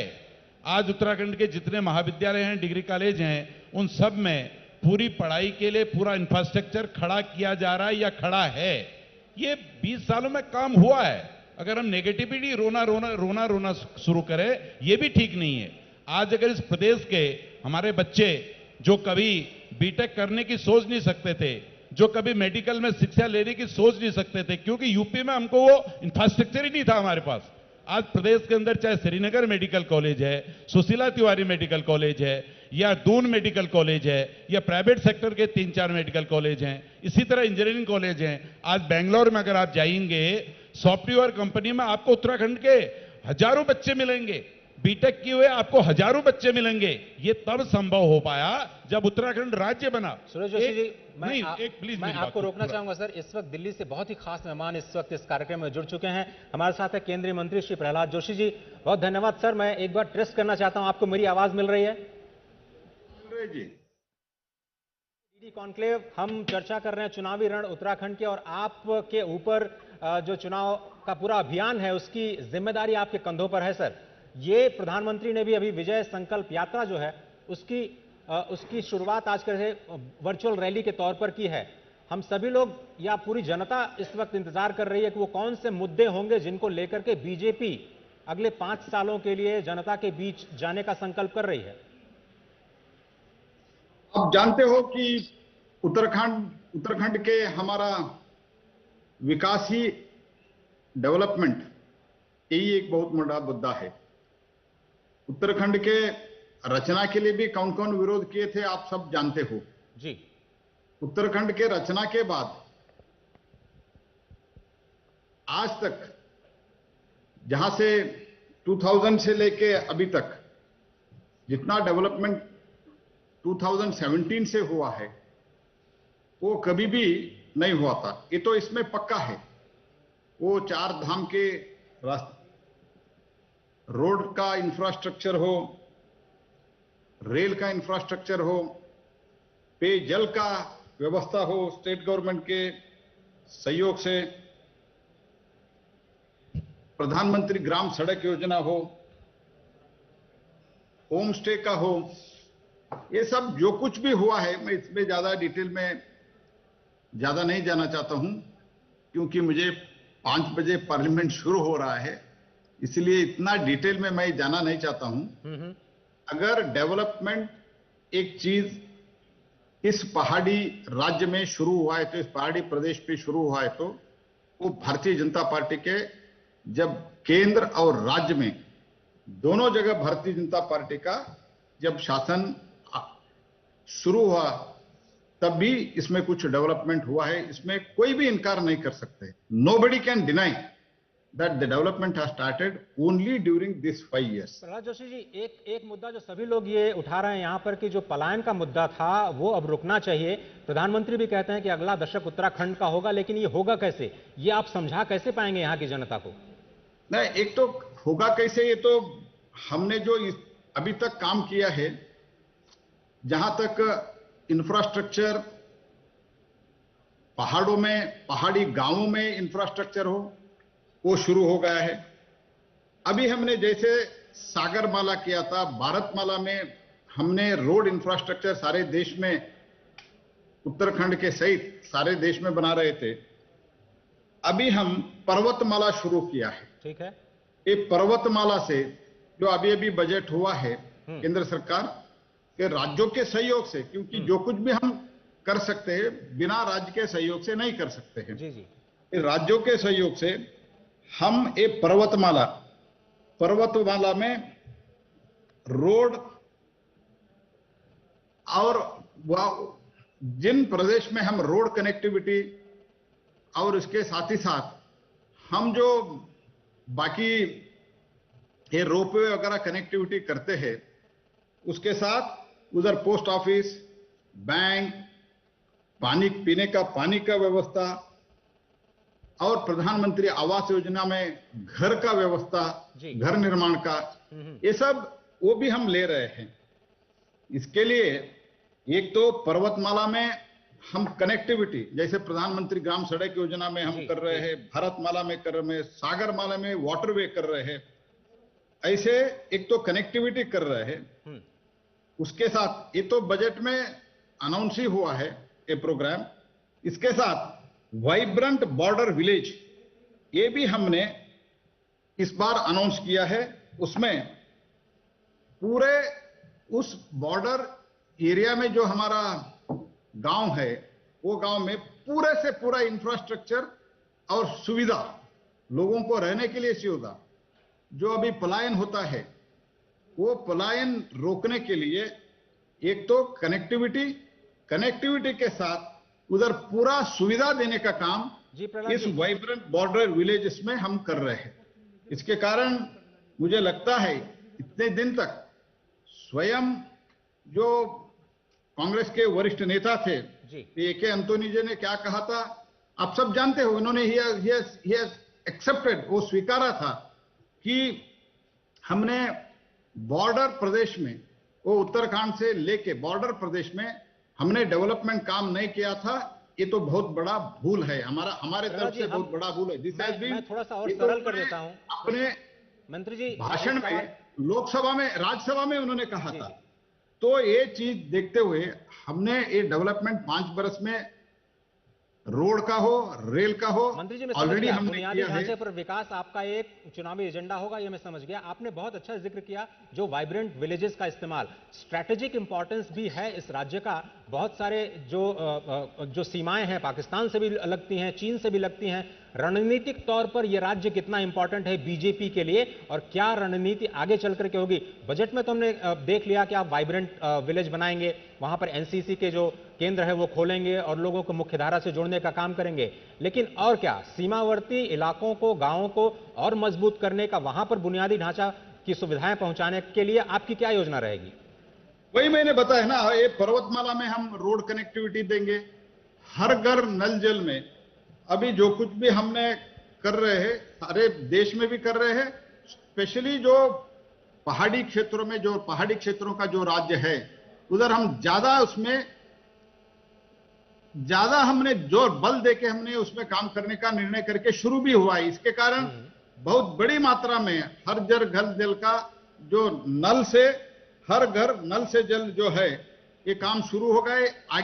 आगे भी हम ले जाना चाहते हैं। इसके लिए बजट में हमने प्रावधान रखा है जहां ऐसे जो बॉर्डर विलेज से स्ट्रेटेजिकली हो और अदर विलेज भी है पहाड़ी क्षेत्रों में, उधर पोस्ट ऑफिस से लेके, बैंक से लेके सभी सुविधा उधर कैसे रहे, वो भी हम सोच रहे हैं।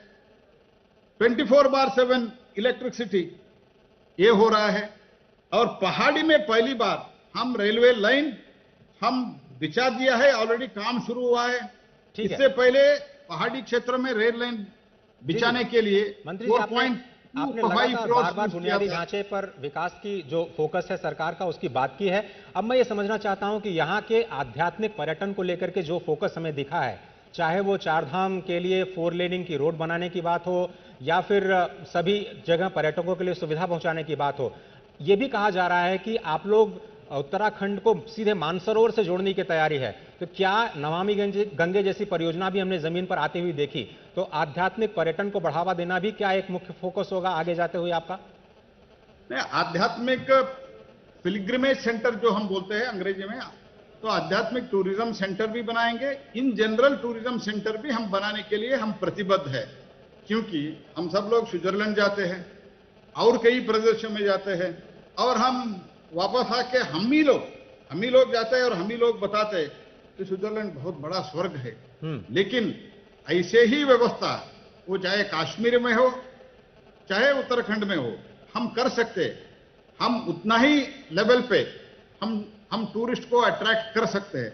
बट मोस्ट अनफॉर्चुनेटली इंफ्रास्ट्रक्चर जो डेवलप होने का था वो हवाई जहाज के व्यवस्था में हो, हेलीकॉप्टर के व्यवस्था में हो, रोड के व्यवस्था में हो, all other infrastructure put together, connectivity का हो, होटल इंडस्ट्री का हो, ये सब नहीं हुआ जी।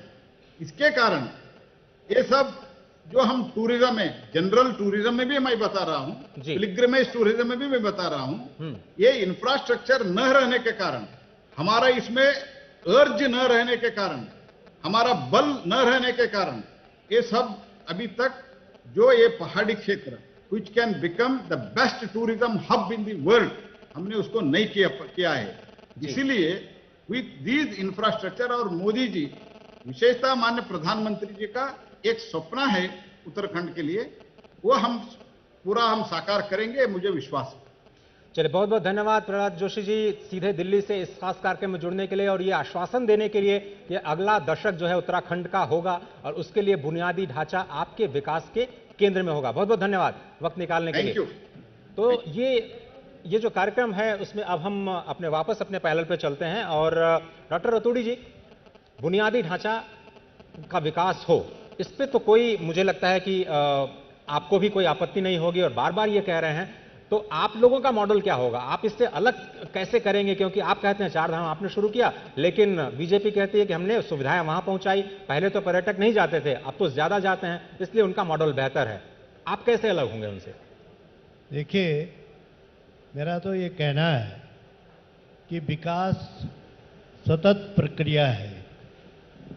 अगर ये कह दें कि टिहरी बांध इनके कार्यकाल में बना हो, अगर मनेरी भाली जो बांध है वो इनके कार्यकाल में बना हो। मैं इनके उनके की बात नहीं कर रहा हूं। ये विकास की परियोजनाएं जो चल रही हैं, क्या आप इन्हें बंद कर देंगे या फिर आपकी अलग कोई परियोजना होगी? सीधा सवाल मेरा ये है, क्योंकि सरकार आती है तो पुरानी स्कीम्स बंद कर दी जाती हैं, ये एक तरह का ट्रेंड देखा है। पहले जरा इनको बताना जरूरी है कि ये किस कार्यकाल में हुए थे। ये आपका छिब्रो डैम है, ये आपका कब बना था? ये कांग्रेस के कार्यकाल में जो बने हैं, इसको आप अगर नकारना शुरू कर देंगे तो ये ठीक नहीं है। मेरा ये कहना है कि अगर आपने उसे आगे बढ़ाया, आपकी रेल परियोजना है, निश्चित तौर पर उसको सोनिया जी ने उद्घाटन करना था, पर वो एंटोनी साहब ने गोचर में किया था, उसको आपने आगे बढ़ाया, ये बहुत अच्छी बात है। आप विकास तो करेंगे ना। अगर ये जो आप अभी कह रहे थे कि पर्वतीय जो हिमालय राज्यों को जोड़ने के लिए जो संपर्क मार्ग था, ये तो यूपीए सरकार का एक निर्णय था कि हिमालय राज्यों को हम जोड़ेंगे। इनको एक आज उन्होंने उसको हिमालय वर्णमाला, पता नहीं क्या क्या, इनके तो जुमले बहुत अच्छे अच्छे होते हैं ना, बड़े सुंदर सुंदर, ऑल वेदर रोड। अरे भैया, जरा बारिश रोक लोगे क्या? लैंडस्लाइडिंग रोक लोगे? कैसे उसे ऑल वेदर कहेंगे? वो 4 धाम संपर्क मार्ग के नाम से आज भी डीपीआर है, कहीं पर भी वो ऑल वेदर रोड नहीं है। कहाँ है वो? जरा एक सीधे सवाल पूछता हूं, मैं आंकड़ों पे विश्वास करता हूं क्योंकि मैं अर्थशास्त्र से सीधे संबंध रखता हूं। आपके कार्यकाल में पहले 4 साल में, मैं कंपेयर कर रहा हूं, पहले 4 साल आपके और बीजेपी के पहले 4 साल, बजट में कहा गया 16,500 करोड़ रुपए आपने कैपिटल इन्वेस्टमेंट किया, जिससे राज्य में ग्रोथ आएगा और इंफ्रास्ट्रक्चर बनेगा, रोजगार मिलेगा। इन्होंने 25,122 करोड़ रुपए का खर्च किया, यानी करीब 34-35% ज्यादा। आप क्या ये जनता को आश्वासन दे सकते हैं कि ये राज्य में कैपिटल इन्वेस्टमेंट, जो कि केंद्र का भी बहुत ज्यादा फोकस है, क्योंकि उसी से रोजगार आना है, आप कितना इन्वेस्टमेंट लेकर के आएंगे, कैसे लेकर के आएंगे, जनता को ग्रोथ कैसे देंगे, ये हमें बताएं। देखिए, हमने अभी जो अपना संकल्प पत्र, जी भाजपा को तो अभी फुर्सत भी नहीं है, आज 7 तारीख हो गए, बेचारे अपना पहले वाला संकल्प पत्र पूरा नहीं कर पाया, नया तो लाए नहीं अभी, पर जो हमारा है, हमने उसमें 4 धाम 4 काम तो बिल्कुल सीधे कहे हैं कि हम 4 काम जो हमारे हैं कि 5 लाख परिवार को हम, जब तक हम उनका स्तर उठा नहीं पाएंगे, 40,000 रुपया उनको हम देंगे। दूसरा, हमने कहा कि जो गैस है, चाहे केंद्र सरकार कितनी महंगी करे, हम 500 रुपए से अधिक नहीं जाने देंगे। सरकार उसका, उत्तराखंड सरकार उसका वहन करेगी। तो हमने अभी आप दूसरे राज्यों में क्यों नहीं दे रहे हैं? जो दूसरे राज्य में जहां आपकी सरकार है, वहां क्यों 500 रुपए का सिलेंडर नहीं दे रहे हैं? हम उत्तराखंड बैठे हैं, उत्तराखंड की बात करें। नहीं, आप केंद्र से बात करें, केंद्रीय नेतृत्व से बात करें, और जहां पर राज्यों में सरकारें हैं वहां पे 500 रुपए में देना शुरू कर दीजिए। यहां पर आप कह रहे हैं 500 में देंगे, छत्तीसगढ़ में आप नहीं देंगे, राजस्थान में नहीं देंगे, ये कौन सा मॉडल है? ये हम जहाँ बैठे हैं उसके प्रश्न का जवाब मैं, क्योंकि उत्तराखंड कांग्रेस का प्रवक्ता हूँ, मैं उत्तराखंड की बात जानता हूँ। मैं राष्ट्रीय प्रवक्ता होता तो शायद उनसे पूछ लेते, पर मैं उत्तराखंड की जवाबदेही देता हूँ कि उत्तराखंड में हमारा ये संकल्प है, ठीक है, वो हम पूरा करेंगे, वो हमारी सोच है। अब राष्ट्रीय परिप्रेक्ष्य में वो क्या करते हैं, कहाँ दे रहे हैं, सर, अब डॉक्टर साहब, देने को तो डॉक्टर साहब संकल्प तो आम आदमी पार्टी का भी है कि वो मुफ्त बिजली देंगे। यहाँ के लोग बोलते हैं हमें केवल 100 यूनिट बिजली चाहिए, ये कह रहे हैं 300 यूनिट बिजली फ्री देंगे। ये इस तरह के संकल्प का क्या मतलब है? नहीं, आम आदमी पार्टी का तो बेचारी का भी जन्म ही नहीं हुआ, इसके बारे में अभी इसको क्यों दबाना, पहले इसका जन्म होने दो। अरे भाई, पहले तो ये बताएं कि 44 लाख आदमी हमारा गढ़वाल का दिल्ली में रहता है, तो जरा कितने विधायक बना दिए कि जो आप पहाड़ की तरफ बात कर रहे हैं। अरे पहले उनका मान सम्मान तो कर देते। जो हमारे प्रवासी भाई कोरोना काल में दिल्ली छोड़ के उत्तराखंड को आए, अगर आप उन्हें बेहतर व्यवस्था दे देते तो 8 लाख लोग क्यों भाग के आते? ठीक है, एक मौका देते हैं आम आदमी पार्टी को भी इसका आप जवाब व्यवस्था देने का, नहीं दे पाए। ठीक है, सवाल ये है, पहले तो ये बताएं कि पहाड़ के किस विधायक को आम आदमी पार्टी ने दिल्ली में बनाया, वो प्रश्न बनाए बताएं। आप मॉडल की बात करते हैं, अरे भाई ये पहाड़ है, दिल्ली जो है 30 वर्ग किलोमीटर में रहता है और हम 300 आपको अनुभव नहीं है, आप नहीं कर पाएंगे ये मैं रतुल जी को यहीं पर रोकना चाहूंगा। उत्तराखंड को मैं रतुल जी को रोकना चाहूंगा। रतुल जी, दिल्ली मॉडल बना सकते हैं। रतुल जी आप काफी बोल रहे सर। आपने इतना तो माना, कम से कम हमने आपको उस लेवल पर तो घसीट लिया जहां पर आप 40,000 की बात कर रहे हैं, आप सिलेंडर को 500 रुपए से ऊपर नहीं जाने देने की बात कर रहे हैं, उस लेवल तो आ गए आप, वहां तक तो आम आदमी पार्टी को आपको मानना पड़ेगा। और दूसरी आप कह रहे हैं कि आम आदमी पार्टी नहीं है, झाड़ू वाली पार्टी नहीं है। हम झाड़ू वाली पार्टी नहीं कैसे हैं? आप हो, आपके घर में भी झाड़ू है, आपसे पहले हमारे पिताजी हैं, उनके जमाने में भी झाड़ू है, हमारे दादाजी के जमाने में भी झाड़ू है, उनके दादाजी के जमाने से झाड़ू चली आ रही है और आगे भी झाड़ू चलेगी। तो झाड़ू नहीं है, हम खानदानी झाड़ू वाले हैं सर। यहाँ पर मैं दूसरी बात कर रहा हूँ, रतुड़ी जी की बात पर आ रहा हूँ। रतुड़ी जी की बात तो लोग कह रहे हैं कि झाड़ू वाले ने अब तो दारू वाली सरकार हो गई है। नहीं, गलत बात है। दारू वाली सरकार उत्तराखंड में है। जो भारतीय जनता पार्टी की सरकार ने, आपने देखा होगा, रातों रात जुगाड़ू सरकार ने स्टेट नेशनल हाईवेज को स्टेट हाईवे बना दिया था शराब के चक्कर में। हम वो पार्टी नहीं है। ये बदनाम करने की भारतीय जनता पार्टी की साजिश है, लेकिन ये कामयाब नहीं होंगे। मैं बात कर रहा हूं उत्तराखंड पर आता हूं, क्योंकि उत्तराखंड की बात हो रही है, इन्वेस्टमेंट की बात हो रही थी। आपने कहा कि इन्होंने इतना इन्वेस्टमेंट किया, इन्होंने इतना इन्वेस्टमेंट किया। तो यहां सवाल यह है कि इन्वेस्टमेंट से नहीं होता है, सवाल बड़ा यह है कि उस इन्वेस्टमेंट से जनता को कितना फायदा हुआ। अगर जनता को फायदा नहीं हुआ, इन्वेस्टमेंट किस बात का? क्या वो मॉडल लाएंगे? डॉक्टर साहब, सर मैं बताना चाहूंगा, मेरा टर्न, मेरा टर्न।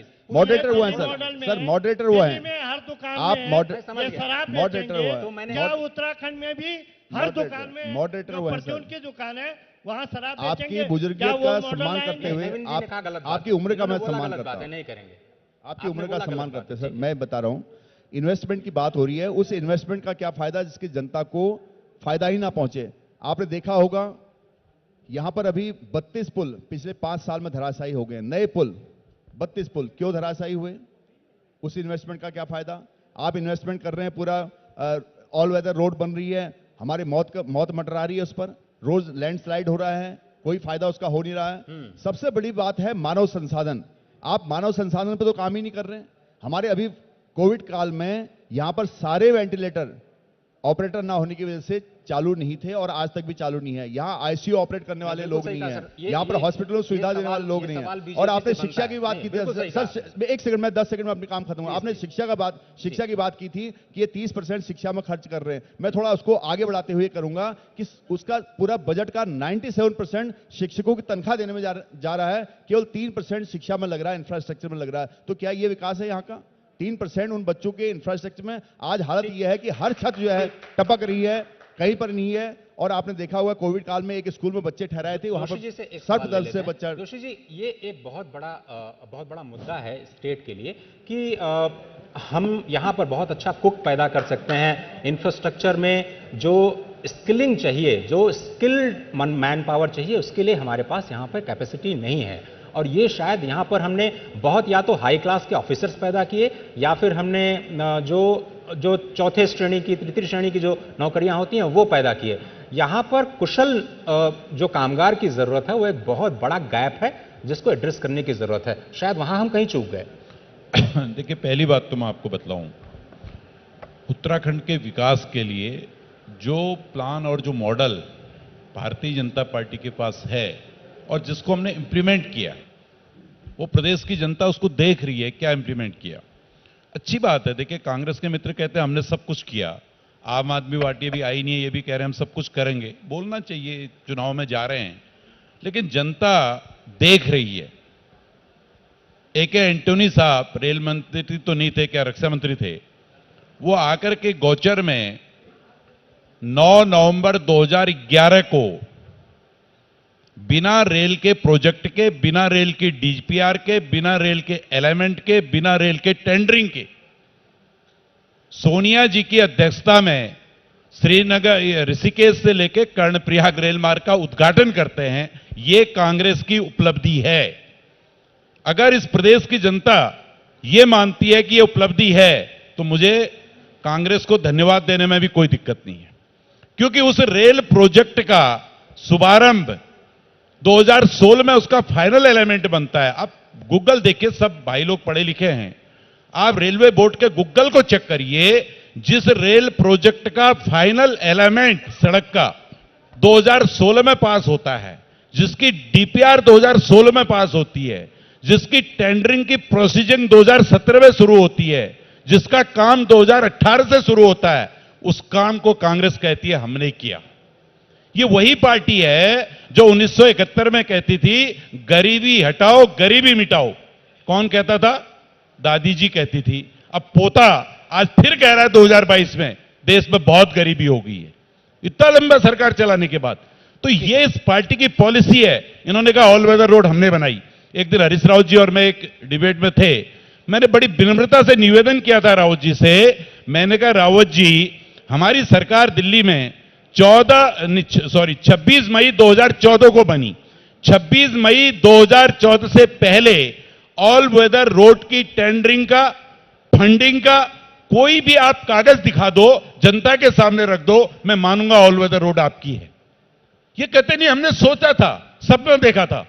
ये वही हैं जो हरीश रावत जी ने कहा मेरे से जब हम बहस कर रहे थे। हमने कहा भाई आप तुष्टीकरण की राजनीति करते हो। उन्होंने कहा तुम करते हो तुष्टीकरण की राजनीति। हमने कहा जब आप सरकार में थे तो आपने एक जियो जारी किया था, आपने कहा था कि जुम्मे की नमाज की छुट्टी होनी चाहिए। हरीश रावत जी ने कहा वो मुझे कागज दिखाइए, मैं राजनीति से संन्यास ले लूंगा। सुरेश जोशी ने सबसे पहले वो कागज दिखाया जिसमें 29 दिसंबर 2016 को हरीश रावत जी के द्वारा कह करके इनके प्रभारी सचिव बगोली जी ने आदेश जारी किया है कि जुम्मे की नमाज की 90 मिनट की छुट्टी होनी चाहिए। क्यों संन्यास नहीं ले रही कांग्रेस पार्टी? बताएगी जवाब। तो ये झूठ का पुलिंदा आज ये कह रहे हम गैस पर सब्सिडी देंगे। हमारे मित्र सेमवाल जी ने इकोनॉमिक्स की बातें कही।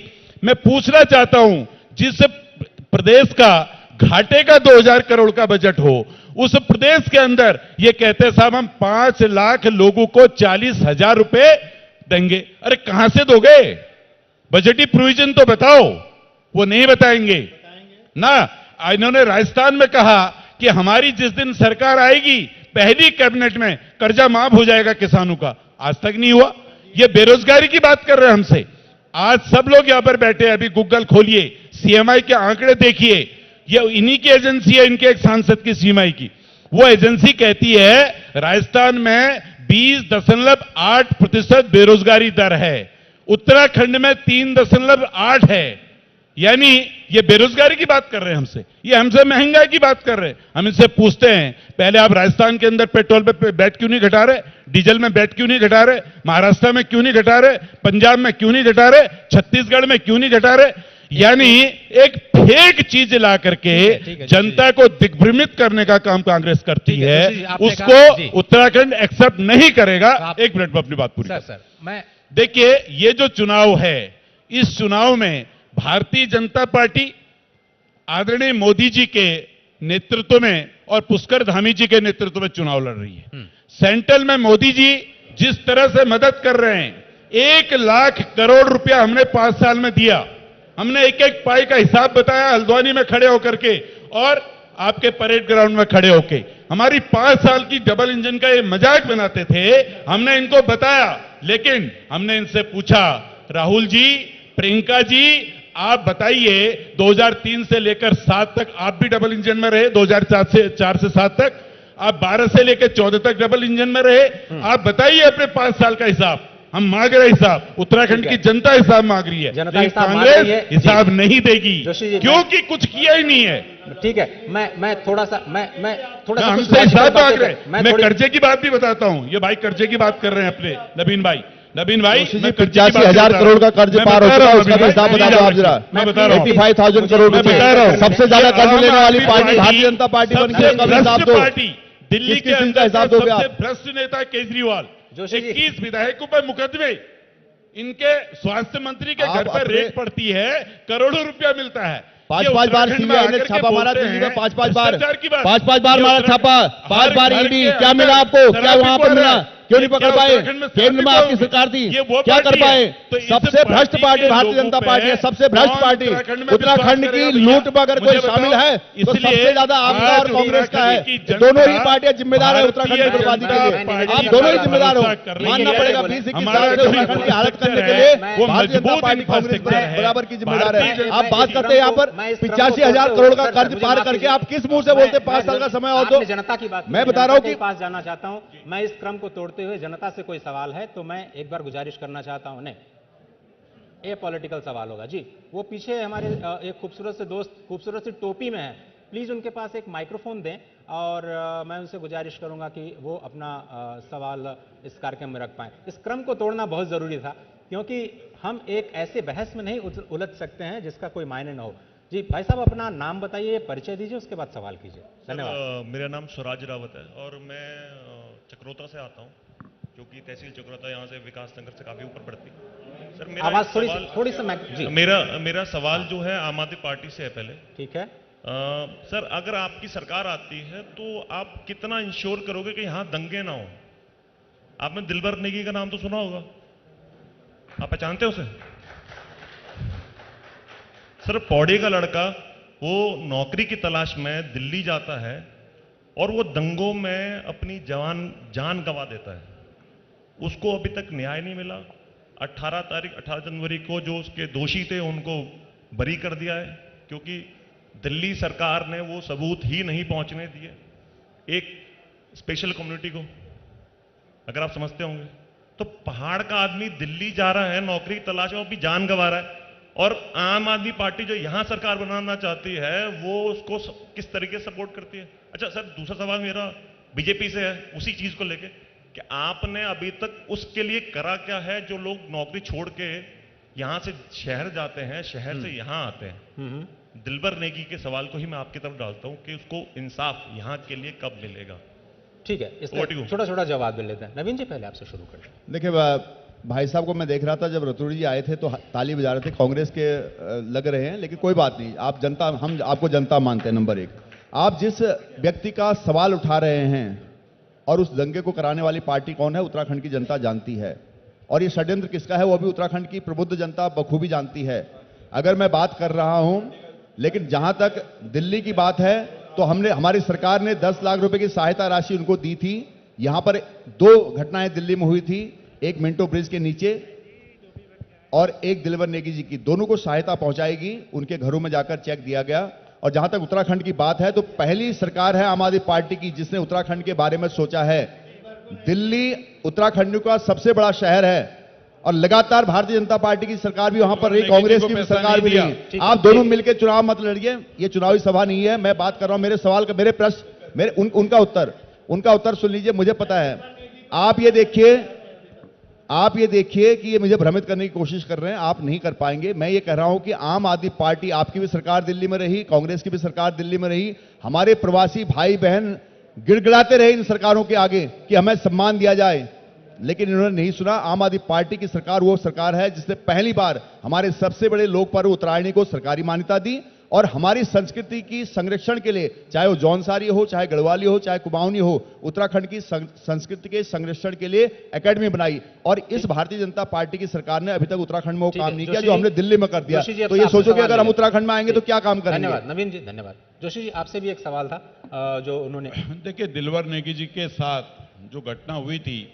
उसकी भारतीय जनता पार्टी ने घोर निंदा की थी और उनके परिवारों से भारतीय जनता पार्टी के दिल्ली के सभी अपने राष्ट्रीय और प्रदेश स्तर के नेता उनके घर पे जाके मिले थे और उनको जो न्याय मिला है, उनका मामला अभी कोई समाप्त नहीं हुआ है, उनकी न्याय की लड़ाई आज भी भारतीय जनता पार्टी दिल्ली पर लड़ रही है और हम चाहते हैं कि दिलवर नेगी जी को न्याय मिले। चलिए कुशल जी, अब मैं थोड़ा सा परिप्रेक्ष्य बदलना चाहता हूं। हमें यह भी पता है कि ये नेशनल एवरेज जो ऑर्गेनिक फार्मिंग का है 24% का है। उत्तराखंड की एक एडेड एडवांटेज है कि अभी भी 33% यहाँ की जो जमीन है वो ऑर्गेनिक है और यहाँ पे बहुत सारी ऐसी जड़ी बूटियाँ हैं जिसका इस्तेमाल करके इसकी एक ज़बरदस्त ब्रांडिंग पूरी दुनिया में की जा सकती है। क्या हम एक ऐसे ब्रांड उत्तराखंड नहीं बना सकते हैं जिसकी धमक पूरे दुनिया में हो और पूरी दुनिया से लोग यहाँ खींचे चले आए? जब भागीरथ माँ गंगा को यहाँ पर ला करके तपस्या के जरिए यहाँ पे ला सकते हैं, तो मुझे नहीं लगता है कि पूरी दुनिया को खींचना उतना मुश्किल होगा यहाँ के लिए। जैविक खेती का जी, आप ये उत्तराखंड में जैविक खेती का बहुत ज़्यादा स्कोप है, बहुत ज़्यादा स्कोप है। पिछले 8-10 सालों में जैविक खेती और मोटे अनाज के प्रति जागरूकता बहुत ज़्यादा बढ़ी है। कुल मिला के मार्केटिंग में मांग 10 गुना हो गई है। स्थिति ये हो गई है कि वो मोटा अनाज जो जैविक हम पैदा करते हैं वो हमारी जेब की पहुंच से बहुत दूर चला गया। आज की तारीख में हम अपना मोटा अनाज जो उत्तराखंड में पैदा होता है देहरादून में खरीद नहीं सकते। तुअर की दाल 270 रुपए केजी है, झंगोरा 100 रुपए केजी। ये क्यों हुआ? ठीक है, बेनिफिट मिले, अधिक से अधिक लाभ मिले, काश्तकार को पहुंचे, लेकिन यह इसलिए नहीं हुआ। यह इसलिए हुआ कि उपज घटती गई और मांग बढ़ती गई। बहुत तेजी से मांग बढ़ी है और आज सारे खेत खाली पड़े हैं। असिंचित भूमि ही नहीं, सिंचित भूमि जो सोना उगलती है उत्तराखंड में, पहाड़ की सिंचित भूमि भी खाली पड़ी है। यहां कहीं खोट रहा है, यहां झगड़ने की जरूरत नहीं है। यहां मिलकर के इसका हल निकालने की जरूरत है कि हम लोग जो शहरों में रह रहे हैं, उत्तराखंड से बाहर रह रहे हैं, हमारे खेत खाली पड़े हैं, हम चाहते हैं वहां पे कुछ हो, कोई करे। तो कोई योजना क्या प्रदेश सरकार ने अभी तक बनाई है? सवाल यह है कि उस खेती का उपयोग क्यों नहीं होता, हम किसी को क्यों दें? क्यों अगर देते हैं तो एक आम आदमी के मन में शंका होती है कि मिल्कियत से हाथ धो देगा। बिल्कुल बिल्कुल।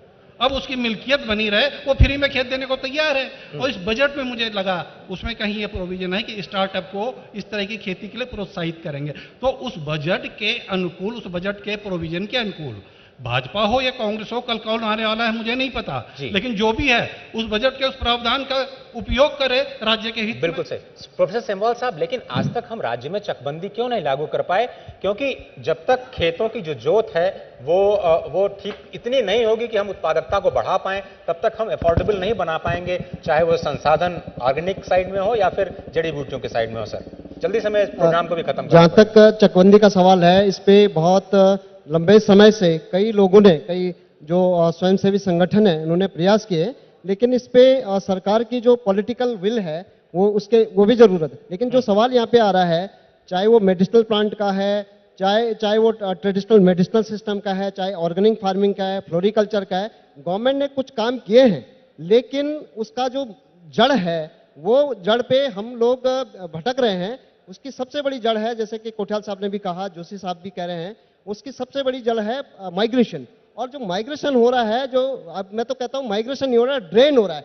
गांव के गांव हल्द्वानी, काशीपुर, उधम सिंह नगर और देहरादून और ऋषिकेश आ रहे हैं। उससे 3-4 बातें बहुत जरूरी है इस विमर्श में। इस 5वें विधानसभा इलेक्शन में ये भी मुद्दे आने चाहिए कि जो हमारे सीमावर्ती गांव खाली हो रहे हैं, वो अंतर्राष्ट्रीय सुरक्षा का एक मुद्दा बहुत जरूरी है। और उससे जो हमारे नगरीकरण पे जिस तरह से दबाव पड़ रहा है, जिस तरह से प्रेशर पड़ रहा है, जिससे कैरिंग कैपेसिटी बढ़ रही है, शहरों में आवास को लेकर, पानी को लेकर जिस तरह की समस्याएं हैं, और उसके पीछे जो सबसे बड़ा संकट है वो आ रहा है हमारे पहाड़ी राज्य का जो परिदृश्य है वो बदल रहा है। 2002 में जब हमने पहला इलेक्शन हुआ था उस समय हमारी 36 सीटें थी। आप ये देखेंगे 4 राज्यों में, चार डिस्ट्रिक्ट में, जहां आज वो देखिए आपकी 6 सीटें कम होगी, 30 थी वहां 36 हो गई, 4 मैदानी डिस्ट्रिक्ट में। और परिसीमन का जो मुद्दा है उसके लिए बहुत सोचने की आवश्यकता है। आने वाला 2026 का जो चुनाव होगा उसमें पूरी परिकल्पना बदल जाएगी, इसलिए इस पे हमें विचार करना पड़ेगा। बहुत धन्यवाद। मैं वक्त इतना ही मेरे पास, मैं आपको शुक्रिया अदा करना चाहूंगा। सुरेश जोशी जी बहुत धन्यवाद, वक्त इतना ही हमारे पास इस कार्यक्रम में। डॉक्टर आर के रतूड़ी जी बहुत शुक्रिया, नवीन पिरसाली जी शुक्रिया, और श्री कुशल कोटियाल जी आपका बहुत बहुत धन्यवाद। और इन एब्सेंसिया में प्रहलाद जोशी जी जो कि केंद्रीय मंत्री इस कार्यक्रम में खास तौर पर वक्त निकाल करके आए, उनका भी धन्यवाद अदा करना चाहता हूं। तो पहाड़ को बचाना होगा, यहाँ के संसाधनों को बचाना होगा और यहाँ के संसाधनों को यही के लिए इस्तेमाल करना होगा, ये इस पैनल डिस्कशन का एक निष्कर्ष निकल कर आया। बहुत बहुत धन्यवाद इस कार्यक्रम में शामिल होने के लिए, धन्यवाद। सभी मेहमानों से अनुरोध है कृपया मंच पर बने रहें। अभी दूरदर्शन के महानिदेशक श्री मयंक अग्रवाल से और अपर महानिदेशक प्रिया कुमार जी से अनुरोध करूंगा कृपया मंच पर पधारें और हमारे पैनलिस्ट का सम्मान करें। पहाड़ का पानी कितनी बदली उत्तराखंड की कहानी, ये जोरदार पैनल डिस्कशन अभी आप सुन रहे थे, देख रहे थे। हमारे बीच भारतीय जनता पार्टी के प्रवक्ता, इसके अलावा प्रदेश कांग्रेस के doctor RP Raturi, professor MM Semwal, आप सभी का बहुत बहुत धन्यवाद। और उनका सम्मान करते हुए दूरदर्शन के महानिदेशक श्री मयंक अग्रवाल और अपर महानिदेशक सुश्री प्रिया कुमार जी।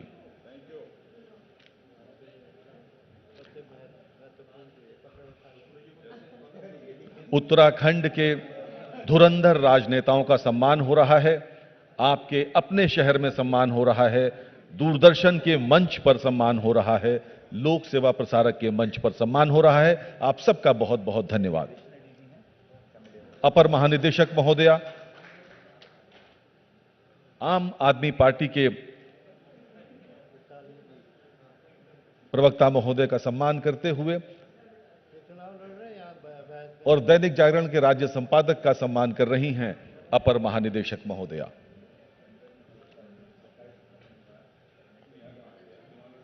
आप सबका बहुत बहुत धन्यवाद। मित्रों, दूरदर्शन के इस डीडी कॉन्क्लेव के चुनावी रण उत्तराखंड के इस भाग के प्रायोजक थे food safety and standards authority of India, inspiring trust, assuring safe and nutritious food, Odisha tourism, India's best kept secret, life insurance, हर पल आपके साथ, national buildings construction corporation limited, 61 years of excellence in building the nation. कुछ ही क्षणों में आपसे पुनः मुखातिब हम होंगे एक नए पैनल के साथ। हमारे साथ डीडी कॉन्क्लेव में 2 वरिष्ठ से डीडी कॉन्क्लेव का